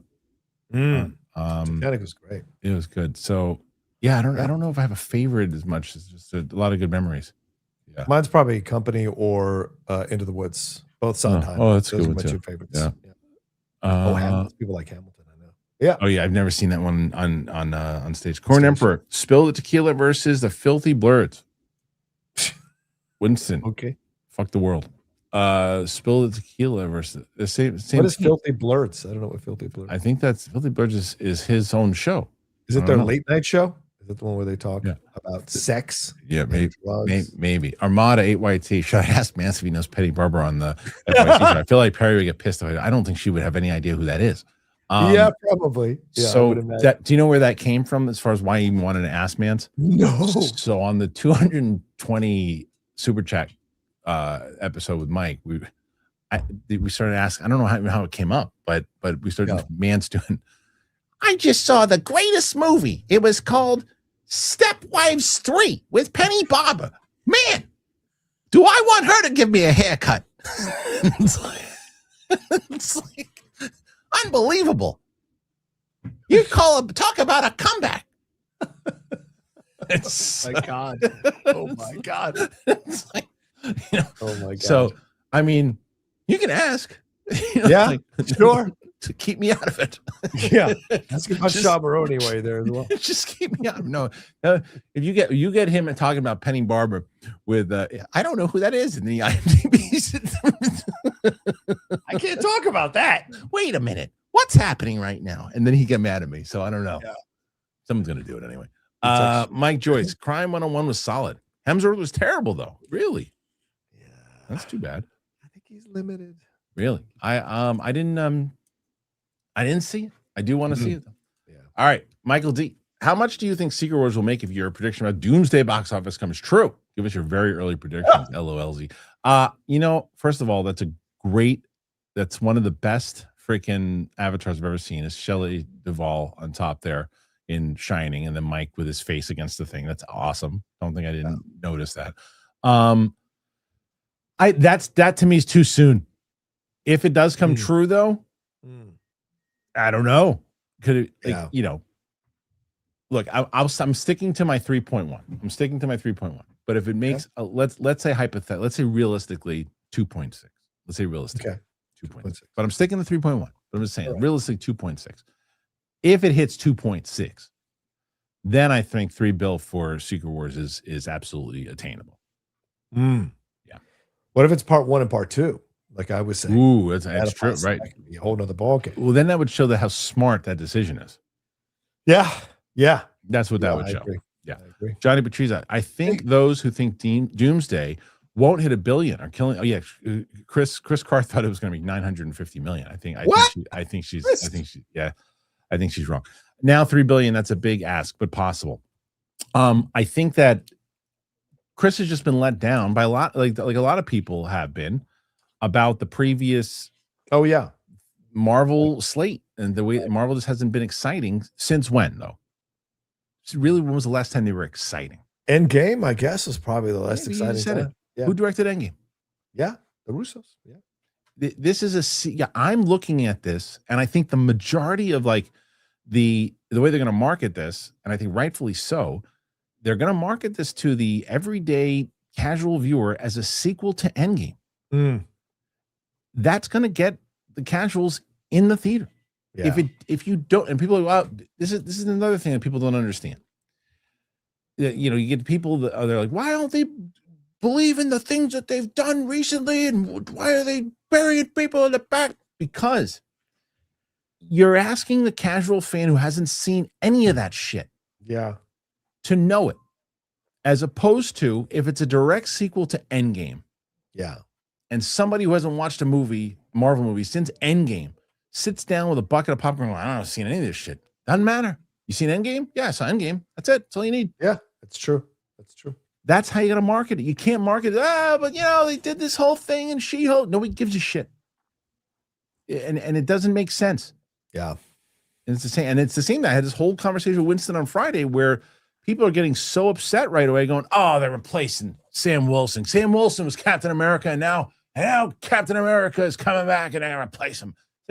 Who said they were doing that? In the commercial, it says Steve Rogers will return. Yeah. And at the end of Thunderbolts is a scene directed by who, John? The Russos. The Russos. Right. Who have Captain America setting up the other Avengers. Yeah, exactly. Yeah. So it's like, just take it easy. Everybody just wants to complain about shit right away. Not Winston. I'm just saying other people I saw doing the same thing, yelling and screaming about like, oh, it's like, be quiet. Just watch it. Yeah. All right. No. Mad Sinister McCall. I love the Game of Thrones reactions. Thank you. I love when Ramsay pretends to be Theon's friend. Yeah, that was a crazy moment rewatching that. What movie made you cry the most? For me, it's Chronicle, or me, Earl and the Dying Girl. Why did you cry during Chronicle? What? I don't know. I don't remember having seen it in so long. Michael B. Jordan. I know. The one that got me when I was a kid was what? Mask. not the Oh mask. yeah. Mask. Oh, Yeah. when she couldn't wake him up. Oh, It got me. I remember my mom showing me that movie. I'm like, what are you doing? Why are you showing me this? What are you Yeah, I was doing? like, why did you do this? I remember exactly where I was. I was sitting on my couch. Like, I was lost. I must have been like 12 years old. I was lost it. No, Anyway. no, cry the most. That's tough. I don't know. Yeah. You probably had some ones that Transformers when Optimus Prime died. I mean, that was big. as a kid. That was devastating. That was pretty big. Yeah. I'll tell you, I'll never forget that when I saw that in the theater and the kid that screamed out, Prime, no. Never forget it. It was great. Love that movie. Johnny Patriza, according to Chat GPT, 330 to 380 million tickets have to be sold for Doomsday to hit 3 billion. Look, I'll tell you right now, I will pull my prediction off the table if it's not opening in China. Oh, that's a good point. If it's not opening in China, I'm taking it off the table. Yeah. How many people? There are 8.142 billion people in the world right now. Yeah. I mean, I feel like 3 billion is attainable. Or what? How many? 330 million is attainable. Again, it's not. I didn't say 5 billion. I said 3.1, which would make it the highest grossing movie. Eventually, listen. Yeah. So the argument again will be: will there ever be a movie that will beat the first Avatar? And if people say no, then there'll be never a movie that makes $3 billion. Yeah. And you very well might think that. I think that with ticket rising costs in the same way that things seemed unattainable to beat in 1980 are now attainable to beat because of ticket costs, higher theater costs, all these different things. I think that, especially with the IMAX 3 weeks later, I think it is attainable. Yeah. That's why I made the prediction. Yeah. Fair. John, 28 Vasco, Michael movie box office predictions.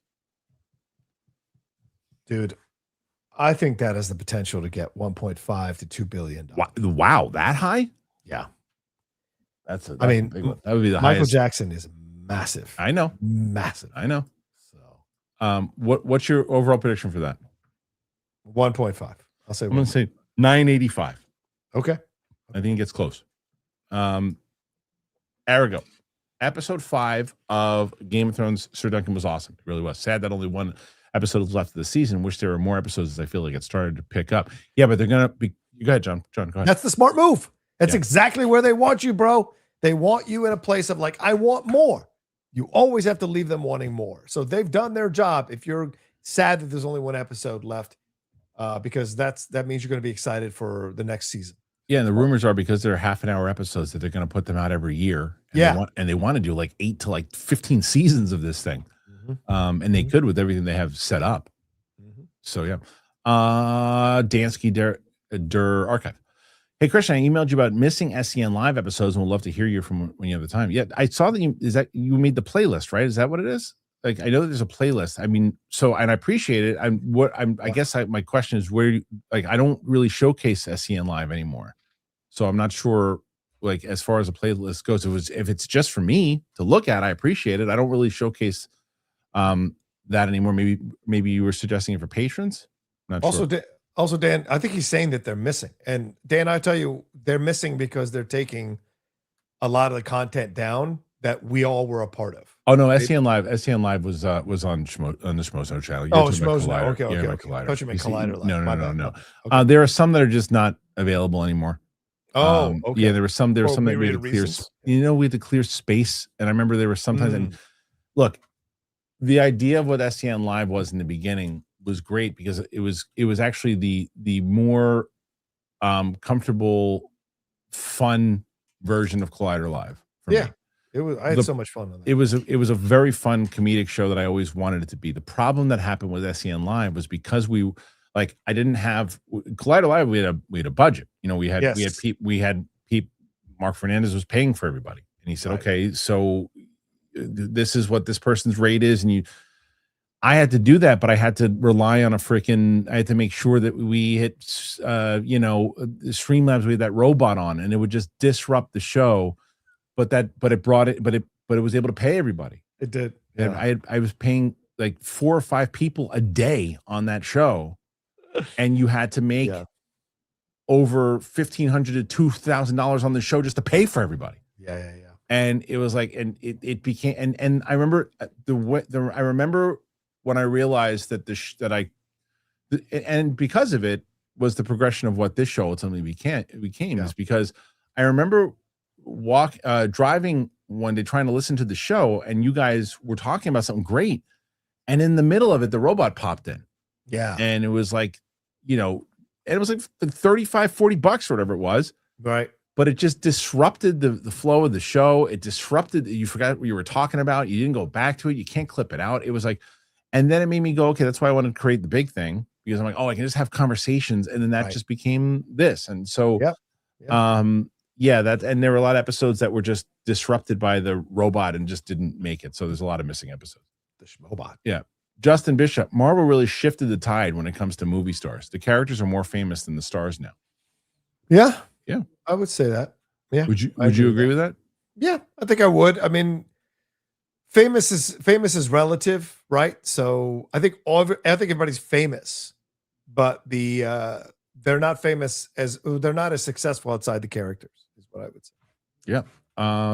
Okay. Next one. Arago for 3512. Baz Luhrmann is releasing an Elvis concert in IMAX with unseen footage. Do you think you will see it? February 20th, 100%. Awesome. Yeah, it comes out this Friday. Are you going to check it out? Oh, hell yeah. I'm That's going fun. on Friday. That's first fun. episode, first showing. Taking your lady? No, she don't like Elvis. Oh, okay. Jimmy B. What up, guys? Settle the long-held debate of mankind. Are these hosts in fact not loyal, or are they? Go ahead. Go ahead, John. Are they loyal? Some of them are. Depends. Yeah, nothing's ever general, right? Some hoes can in fact be loyal, and some hoes cannot be loyal. It all depends on the situation you have with each one of your hoes. And that being said, Jimmy, I bet you have no hoes. So Yeah. I think you got more ho-hos than hoes. That's anyway, right. Let's move on. Carlton Rudder. London Calling. I was away this weekend in Cornwall, which is in the southwest UK. So no movies. Listen to episode 1 of A Few Good Men on C-Files on Journey. It was great. I don't know if you have a bigger Cinephiles fan than Carlton Rudder. Well, I appreciate it. It's very kind of you, Carlton. Thank you so much. Yeah, and I love Cornwall. So hope you had a good time. The archive history. Finstock on last month reminded me of my old screen recording on the Snow After Hour show. 2 things that don't mix. Finstock and Drunk Clark Wolf. That was again a very different time on the internet for sure. 100%. Eric Henderson. Mr. I Crappin' Shit's here. It's my 47th birthday today. And I can't do shit. Recovering from ankle fusion surgery on my right foot. Oh man, can't work. Well, just enjoy the relaxation, then chill out, watch a bunch of shit. That's always the good thing. Like when the last time when I got sick, it was I watched like 5 movies within like the course of like 2 days, and I think that's when I texted you, and I was like, when I was watching Hamnet, and I watched all that stuff, and so just try to catch up on your entertainment when you're out. Mr. ND Fanatic, let Doug Bradley do the voice for Grogu. Is he going to start talking? I think so. He's got to be, right? Yeah, he's got to. But that's probably how the movie ends. Grogu's first words, I bet. So they're probably gonna do one more. Favreau said he wants to do one more season, so they're probably gonna do this movie, and then unless this movie bombs, which I can't see it bombing, I can see it disappointing, but I don't think it'll bomb. And then that movie will then spawn into season 4 of Mandalorian. So, and that will be and then you end it. Right. Gotta end it. You can't push it any further. Can you say if your girl's in this thing? Can you say if your girl's in From what I know, she's not in it. Wow. Okay. Right. Surprising. Unless you film something when I haven't spoken to her in a couple of weeks, but I doubt it. Okay, let's see. Scott Cross. Leaked Mando trailer had me like F yeah to now like okay. Do you think it's the worst marketing for Star Wars movie? Even Solo seemed better. Yes, it's the worst marketing for this reason. They're just too dependent on the Star Wars brand. They're too reliant on the fact that they think everybody has watched this show. They're too reliant on the fact that they think this is the second season when everybody's still super excited about Grogu. Yep.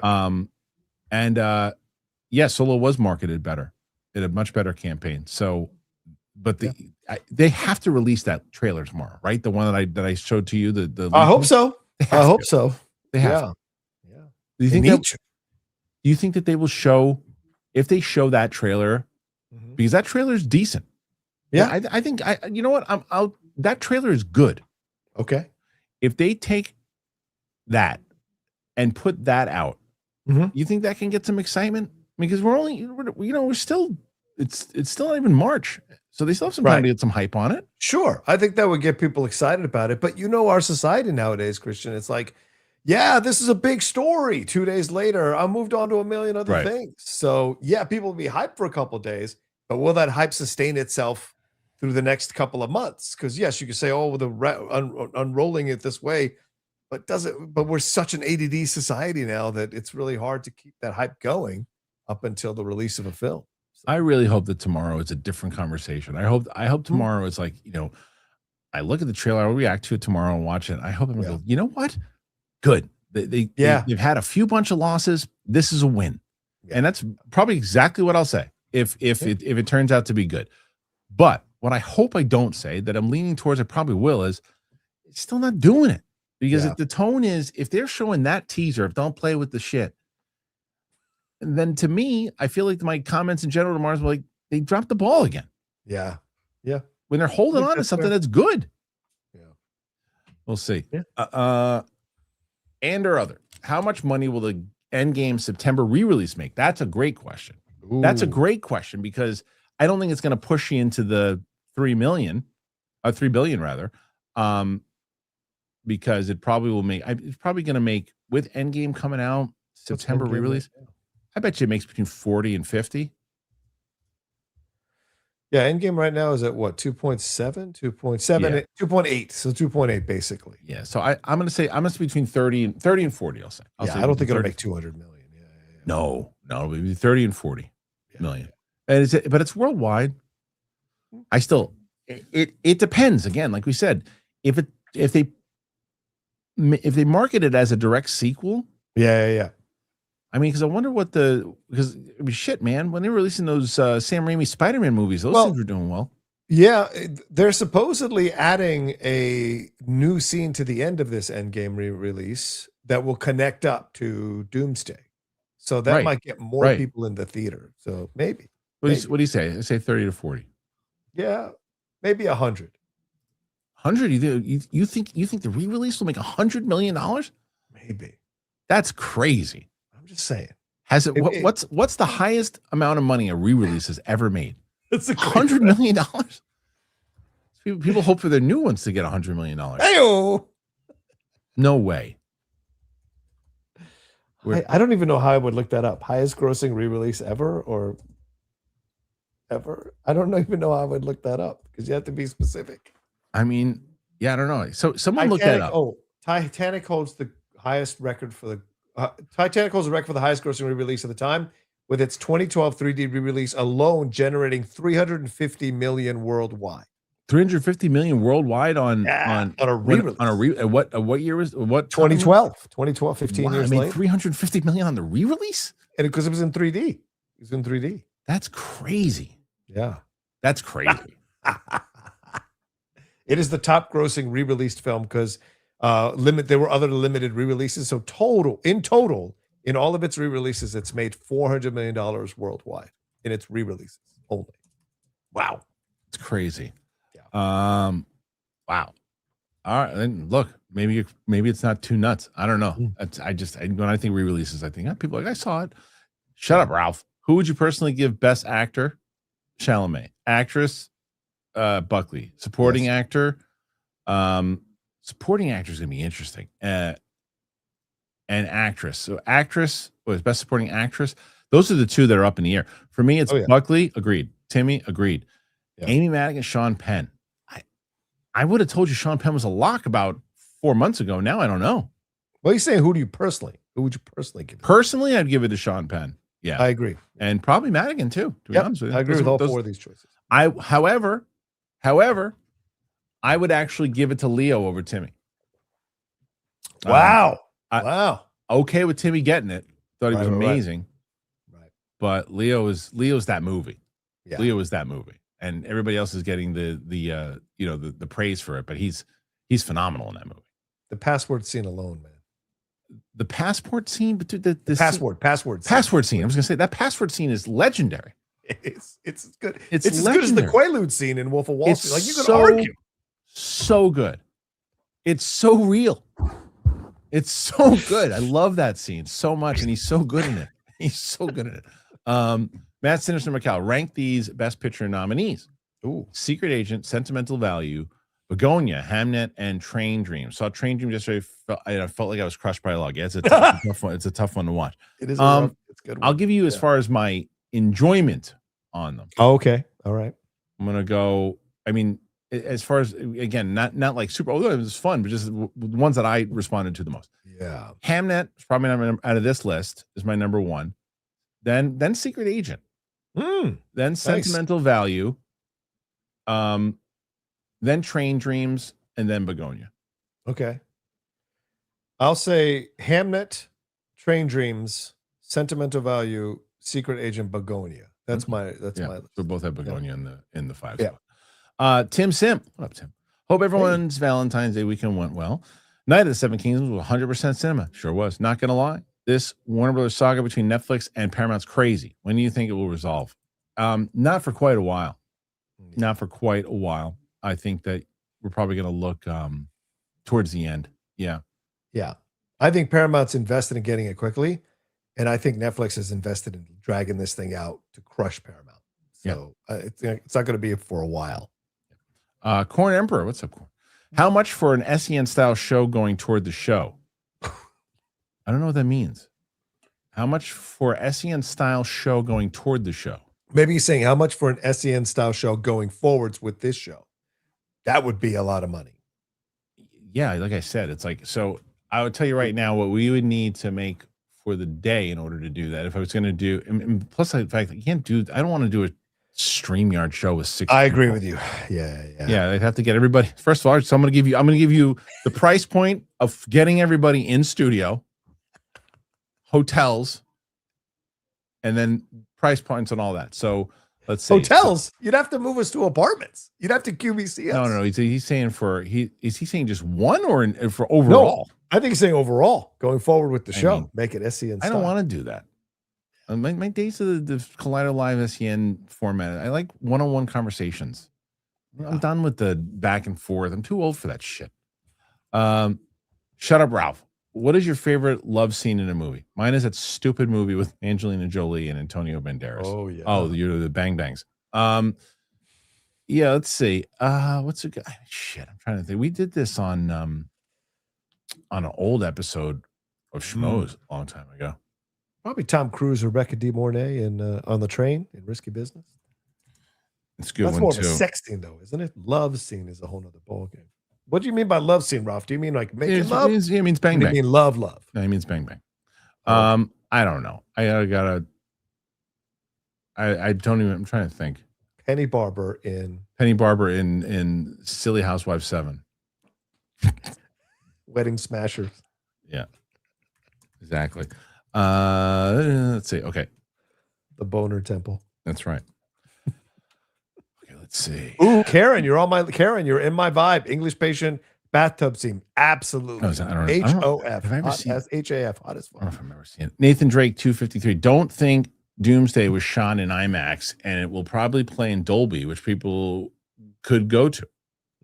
Unlike Odyssey, which is shot for IMAX screens. Yeah, it wasn't shot in IMAX, but it's going to play in IMAX. Yeah. For sure, after Dune's done. Tim, also today, I'm finally starting my watch of The Boys and Gen V in prep for The Boys' final season, as I haven't seen them yet, and I want to be part of the final season combo with the praise the shows have. That's pretty cool. Good for you. I would have to like catch up with season, was it 4 that just came out of The Boys? Yeah. The last one? Season 4, yeah. I'd have to catch up with 4, and then I'd have to watch Gen V season 2. I don't know if I have the strength. Yeah. Are you watching all of it?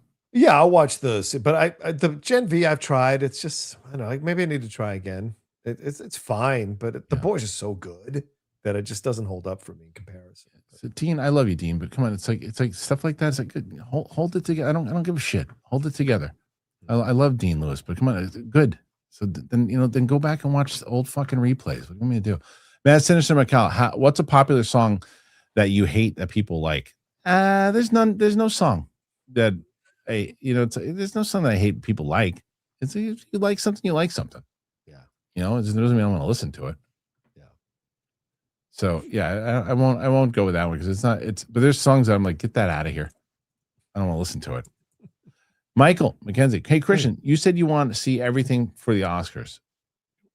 Did you see The Voice of Intercept? It's not an initial film. It's this generation 1993. No, you got me on that one. I haven't seen that one. So no, the international one I have not. That's probably the ones that I saw so many different things this year, more than I've ever seen in the past. But no, I missed it. Is it really good? United 93 is gonna be a tough one for me. Powerful. Check it out. Powerful. Yeah. All right, let's see. Next one. Okay. Josh Duckwall. Happy Monday, gents. Thank you, Josh. Just sending support. Have a great week. You too. You too, Josh. Thank you. Yeah.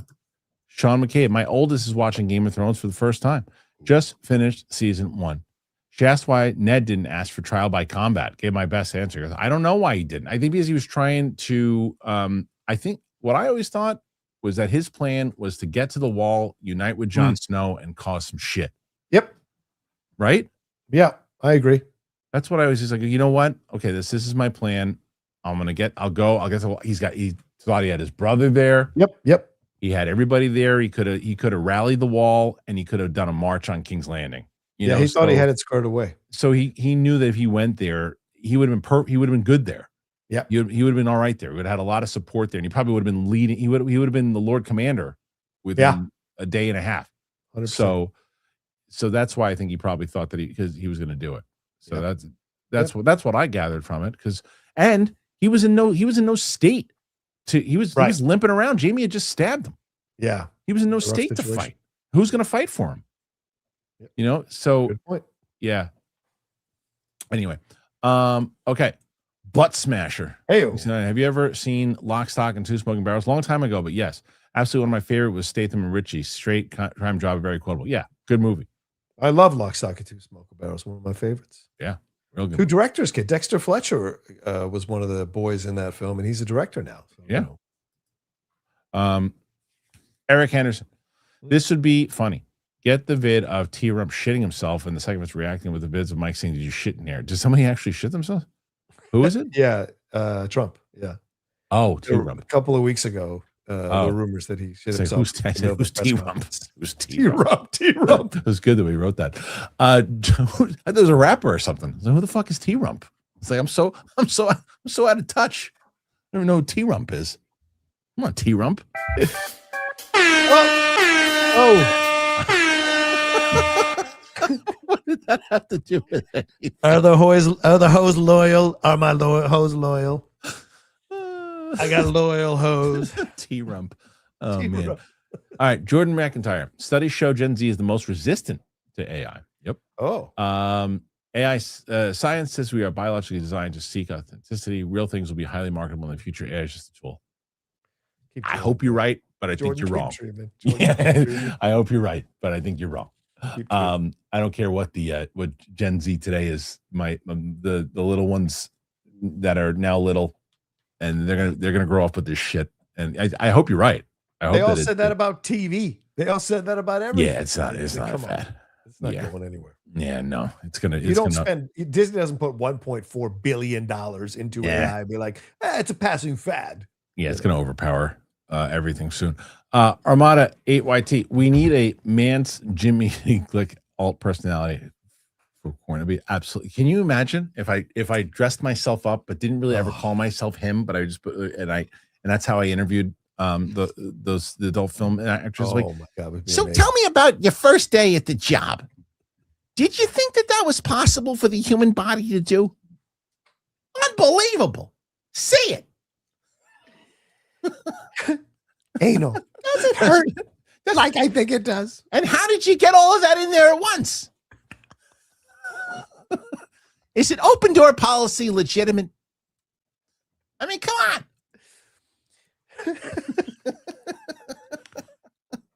What's a cream filled?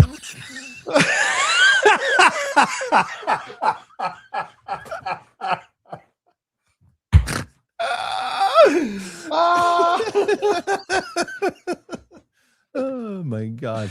That's amazing. So all right. Amazing. All right. Oh my God, hilarious. Okay, let's see. Oh, someone said it. That's your backdoor pilot right there. 100%. Oh, Someone amazing. said yuck. Yeah, no shit. Yuck. Oh man. All right, let's see. Great stuff. We got more stuff. So right now, we got 49, 49, 54. 54. Come on, guys. 54. Pretty Let's good, get to though. 70. Come on. 54 is pretty good. All right. People got to. You want to keep us on time with this shit, Lombardi. You know, I always like when people throw in a lot because Roka tries to get out right on time, and when you throw in a lot of questions, he can't. And I love that. Harvest K, good luck, have fun, and don't die is great. Think 12 Monkeys with a dash of The Matrix. Yeah, hearing it's great. Everything ever all at once and Groundhog Day. I mean, that's my kind of movie. I don't know why I haven't seen it yet. I'll be seeing that one, even when I don't do a reaction to it. I'm just going to see it. I just want to see it. Legend, MM600. MLB starts soon. Who you like? Come on, go Yanks. Let's go Mariners. Talking about Yankees. Mariners can sniff my feet. Armada. Right here, baby. That's right. Always. That's right. AYT, I found it great that everyone wants to be on the Barber interview. Roka, Winston, and Roxy. Everybody wants to be on that. Roxy knows who she is? Right on. No, she didn't know who she is, but she want. But it's going to be me, Roxy, and Mike that are going to do the interview. Oh, okay. And right on. Because we thought that it would be good to have a woman on there with us. Yeah. And B, Roxy's a great interviewer. Yeah, she is. And like she'll ask very thoughtful questions about it, and she'll have full respect for the business. Yeah. You know, she's not a fan of the bit. Not that she's not a fan of it, but she didn't watch it. Right. But it doesn't mean shit. And then you get, because if you just mean Mike is like, Mike could have been the undisputed adult entertainment industry schmodown champion of the world. Wow. Really? I can't believe how much that guy knows about. He's that deep into it. Huh? It's literally. I can't. It's crazy. Like the stuff he was throwing, names he's throwing out. I'm like, what the hell is he talking about? Like it's hilarious. RQMDSMD. RIP to Robert Duvall. Enjoying today's show. Me too. And Duvall was the absolute man. Gone too soon. Act Up 805. Lonesome Dove. Duvall's favorite of his own work on Peacock. I loved him, man. He just brought such an air of like respect. Love him. Julius Wyatt. Hey, John. Hey, Christian. John, I know you hate him, but when are we going to get Lord of the Rings on Cinephiles? Also, best president we've ever had. I won't ask worse. So when are we going to get Lord of the Rings on Cinephiles? I think you're crazy for not doing that on Cinephiles. You'll probably be some of your highest rated episodes ever. Maybe next year. We're thinking of doing a whole season of Lord of the Rings. It would be our entire 6 months. Probably be the highest rated episodes you ever had. Probably. So as far as best president, I mean, look, I wasn't alive, but I'll go JFK. I'll go JFK. Yeah. Go Pal. Damn it. Robert Duvall Passio was a legend. Pure legend. And Duvall can't be in the still. Oh, yeah. Theoretical F1 Days of Thunder sequel either. RIP to our crop McFriend. Oh, you going to go AI? AI. I've been watching those sea dance. Are you coming around? Are you coming around on AI, John? Coming around. I've accepted it, man. I'm thinking I should start learning how to use these tools because I mean, some of the stuff I saw over the weekend with Seabreeze or whatever it was, I was like, crazy, blown away because they need actors to be a part of this to create this stuff because actors understand emotional beats, character beats, builds, and that's missing from a lot of this AI stuff. There's no soul to it. Because most of the people making it are nerdy tech bros sitting in their mother's basements. Like it's got to be, you need creativity, creative people behind it. I want to see what happens like when they start like actually getting that down. And plus, the rumor is that the third one is supposed to be able to do a full on feature films. That's going to be the nuts part. That's going to be nuts. Go Pal. 5 memberships. Thank you so much, Go Pal. Marcus Longoni. When we run out of water with all our AI BS, it won't be funny then. I mean, they'll generate water bottles. Paul Hitchcock, Gene Hackman, and Robert Duvall gone. Yeah. We don't have any great everyman bald actors anymore. Roka, shave your head and take some acting lessons. He's done. Roka was an actor. People still don't know that about you, I guess. He just thinks I'm not good enough, so I have to take acting lessons. Yeah, maybe so. I am Two Fly Cam. You're insane if you think that Ned would abandon his vows after taking the black and march on anyone. But the WWE favorite P star is Melanie. So presidential. Okay. Melanie. I don't know Melanie. I don't know who Melanie is. But listen, the thing is too, Jon Snow wasn't going to break his vow, and he did. Yeah. Things happen. So maybe not, but he still would have found out what's going on. Maybe John could have convinced him. Otherwise, whatever it might have been, he might have thought like, hey, I could go there, I could be with John, and I can finally tell him what's going on, with he's told him in the beginning of that first episode, when I get back, I'm going to tell you the truth about your mother. Your Never mother. got a chance to tell him. Yeah. So there you go. All right, couple left. Okay. Arwen Evanson, Hey. support for Hey, John Arwen. and Christian. Can you tell my grandkids wait to see Grogu? I'm not excited about it, but they are. So think it will do okay. R.I.P. to Robert Duvall, one of the greats. Yeah, but I think she just made the point. Yeah. Kids are going to be lining up to see that little bastard. Sure. You know what I mean? Yeah. So I think that Maybe it'll do really well. I think it's going to do well with the kids. I think it'll do well with the kids. So let's see. Okay, one more for now. Hey. John Burkhart. Good luck. Have fun. Don't die was good, but I had a bad theater experience. Kids were FaceTiming someone during that. I have to see. I don't. This is why when people say, "Oh, why don't you ever go to the movies outside of press screenings?" That's why. I've been saying this for 2 years now. Yeah, I refuse to. I refuse. I'm like, today I'm going, but I checked the theaters. 4 people in the theater. 2 people in the theater. Perfect. I don't like to see movies in crowded theaters anymore. I don't. People don't know how to act anymore. They're fucking animals. No, and they think that it's okay to do, and that you're the bad guy. Right. It's my wife and I were having this conversation. But it's not only with that. It's like even generations have changed. Like have you noticed customer service has changed too? 100%. It's like the more we paid the people, like we fought for them and we lobbied and marched and protested and everything to get higher pay for these workers, and they're giving you worse service. It's insane. So this is crazy. So the 2 things happened over the weekend, right? Yeah. And we're walking. We went to this one store, and my wife was returning something that we had gotten. So she was waiting for the. We're by the. It was a Pottery Barn, and we're waiting for the one of the people to come over. And so my wife was like, "Well, no one's come over in like 5 minutes. So I'll go check in." So she walks over to this woman who's working there. This woman's talking to this other people. My wife sweetly goes over and says, "Hi, just curious if someone's gonna be over on the other side because I have this return." She's like, "Well, someone will be there soon." She's like, "Well, I've been waiting there for a little bit. Is someone coming soon?" She's like, "Someone will be there." She's like, "But there's nobody there." And she has one of those fucking things on her like, call someone. Yeah, call somebody, right? And she's like, "Oh," so my wife goes, "Okay." So she goes back over. Nothing. She's like, "I'll go and ask the woman again." And she's like, "There's no one over there." She's like, "Oh, I don't know what to tell you." She's like, "What?" She's like, "I don't know what to tell you." And she's like, what do you mean? Don't you work here? Like, can you call? I'm trying to return this and purchase something else. Like, what are you doing? And then manager came over, and my wife is not someone who doesn't say anything. So she's like, "I'm just gonna let you know." And my wife is super polite, and this happened twice. And I'll tell you, super polite, and was like, "I just want to let you know this thing happened." And the manager was great. Manager's like, "Oh, that shouldn't have happened." But I also say that the managers are the good ones who understand how to handle this. At the end, if the manager goes, "Well, fuck you," after my wife walks out, fine, but she didn't do it to her face. And she's like, "You can complain about it, it's fine." But my wife was also very, again, like I said, just telling her what happened, and we did the return. She picked something else up. We left. Then yesterday, we walk in this very popular place. It's a coffee place, and we walk in, and it was busy, slammed. I was going to do a video on it, but the way that this one dude behaved, I decided not to.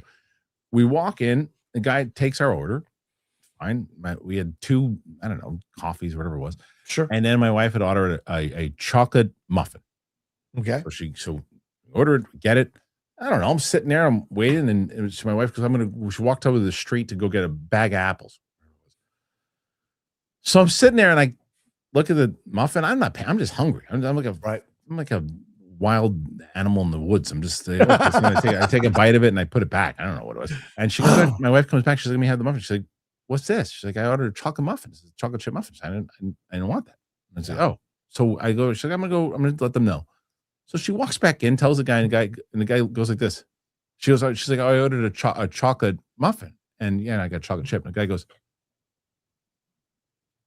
and she's like, "Well, what do you mean?"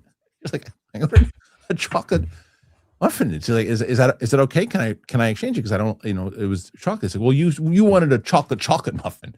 I said, does it say that on the fucking thing? Like, how was you supposed to know it's a chocolate muffin? And so the guy's like, oh, I don't know, I have to call my manager. And she's like, What? And she goes, for a muffin? She goes, all right, call your manager then.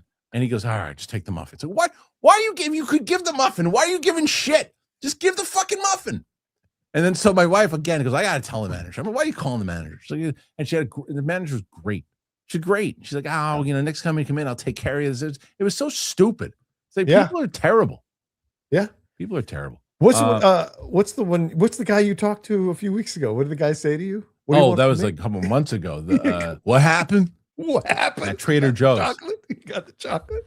Yeah, you got chocolate. What happened? Yeah. What do you mean, what happened? How about, how can I help you, sir? What happened? What happened?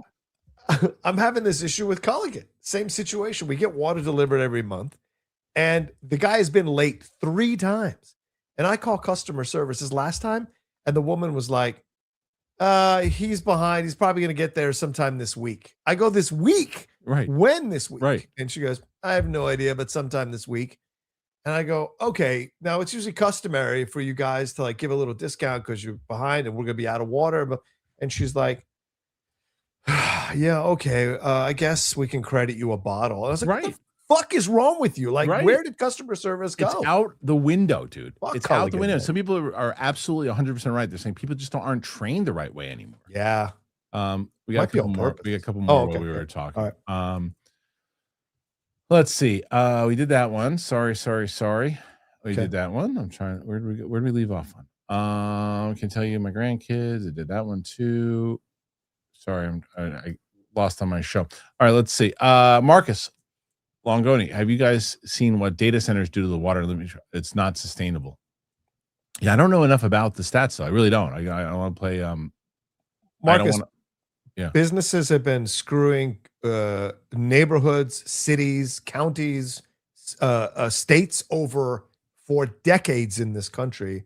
Why do you think AI will be the breaking point? It won't, because a lot of people are going to make money off AI, and they will allow all kinds of environmental shit to happen in order to make money, Mr. Nerd Fanatic, Jon Snow had a loophole with his death. That he did?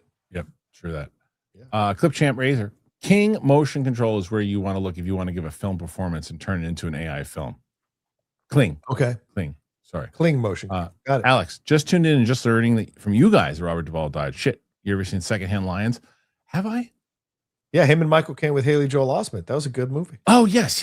Long time ago. Yeah, really good. Author Rose, Boomer complaint part of the show. Leave workers. Yeah, it's true. I used to be a worker, so I know what I'm talking about. I worked retail and customer service for 20 years. Yeah. So I know when I get good ones and I know when I get shit ones, so I can speak about it. And it's not, and this is probably someone who's happy being terrible to people in now, because again, when you ask people, like there's a couple of places when you walk in, you're like, yeah, what? It's like, that's not the job. The job is you don't have to pretend you want to, you have to pretend that you want to be there. You have to pretend that person, if they're like, okay, you're allowed to complain to your coworkers, to everyone like that. This person, I used to do it when I was at a restaurant all the time. This guy at table 3 is a fucking asshole. He sucks. And then I'd go back and then I'd be like, all right, what else can I get you? Okay, good. Thank you for coming in. It's part of the job. Yeah. One muffin? Huh? It's not the customer's fault that you're getting paid shit wages and can barely pay you rent. That's not that. You've taken the job. Yeah. If you've taken the job, you have a responsibility, a social contract to be good at your job. Yes. Okay? Because that breeds bad habits. Well, you're only going to get the best of me if you pay me extra. But it's never going to be enough. So you're always going to find an excuse to not be good at your job. That's 100%. Not the way it should be. Yeah. All right. Let's see. Next one. Alex. Folks, yesterday I saw what is perhaps the greatest film of all time, Nirvana, the band, the show, the movie. Haven't felt joy like that in a long time. 100% must see. Not to bring this into a crazy note, but did you see that report about Kurt Cobain?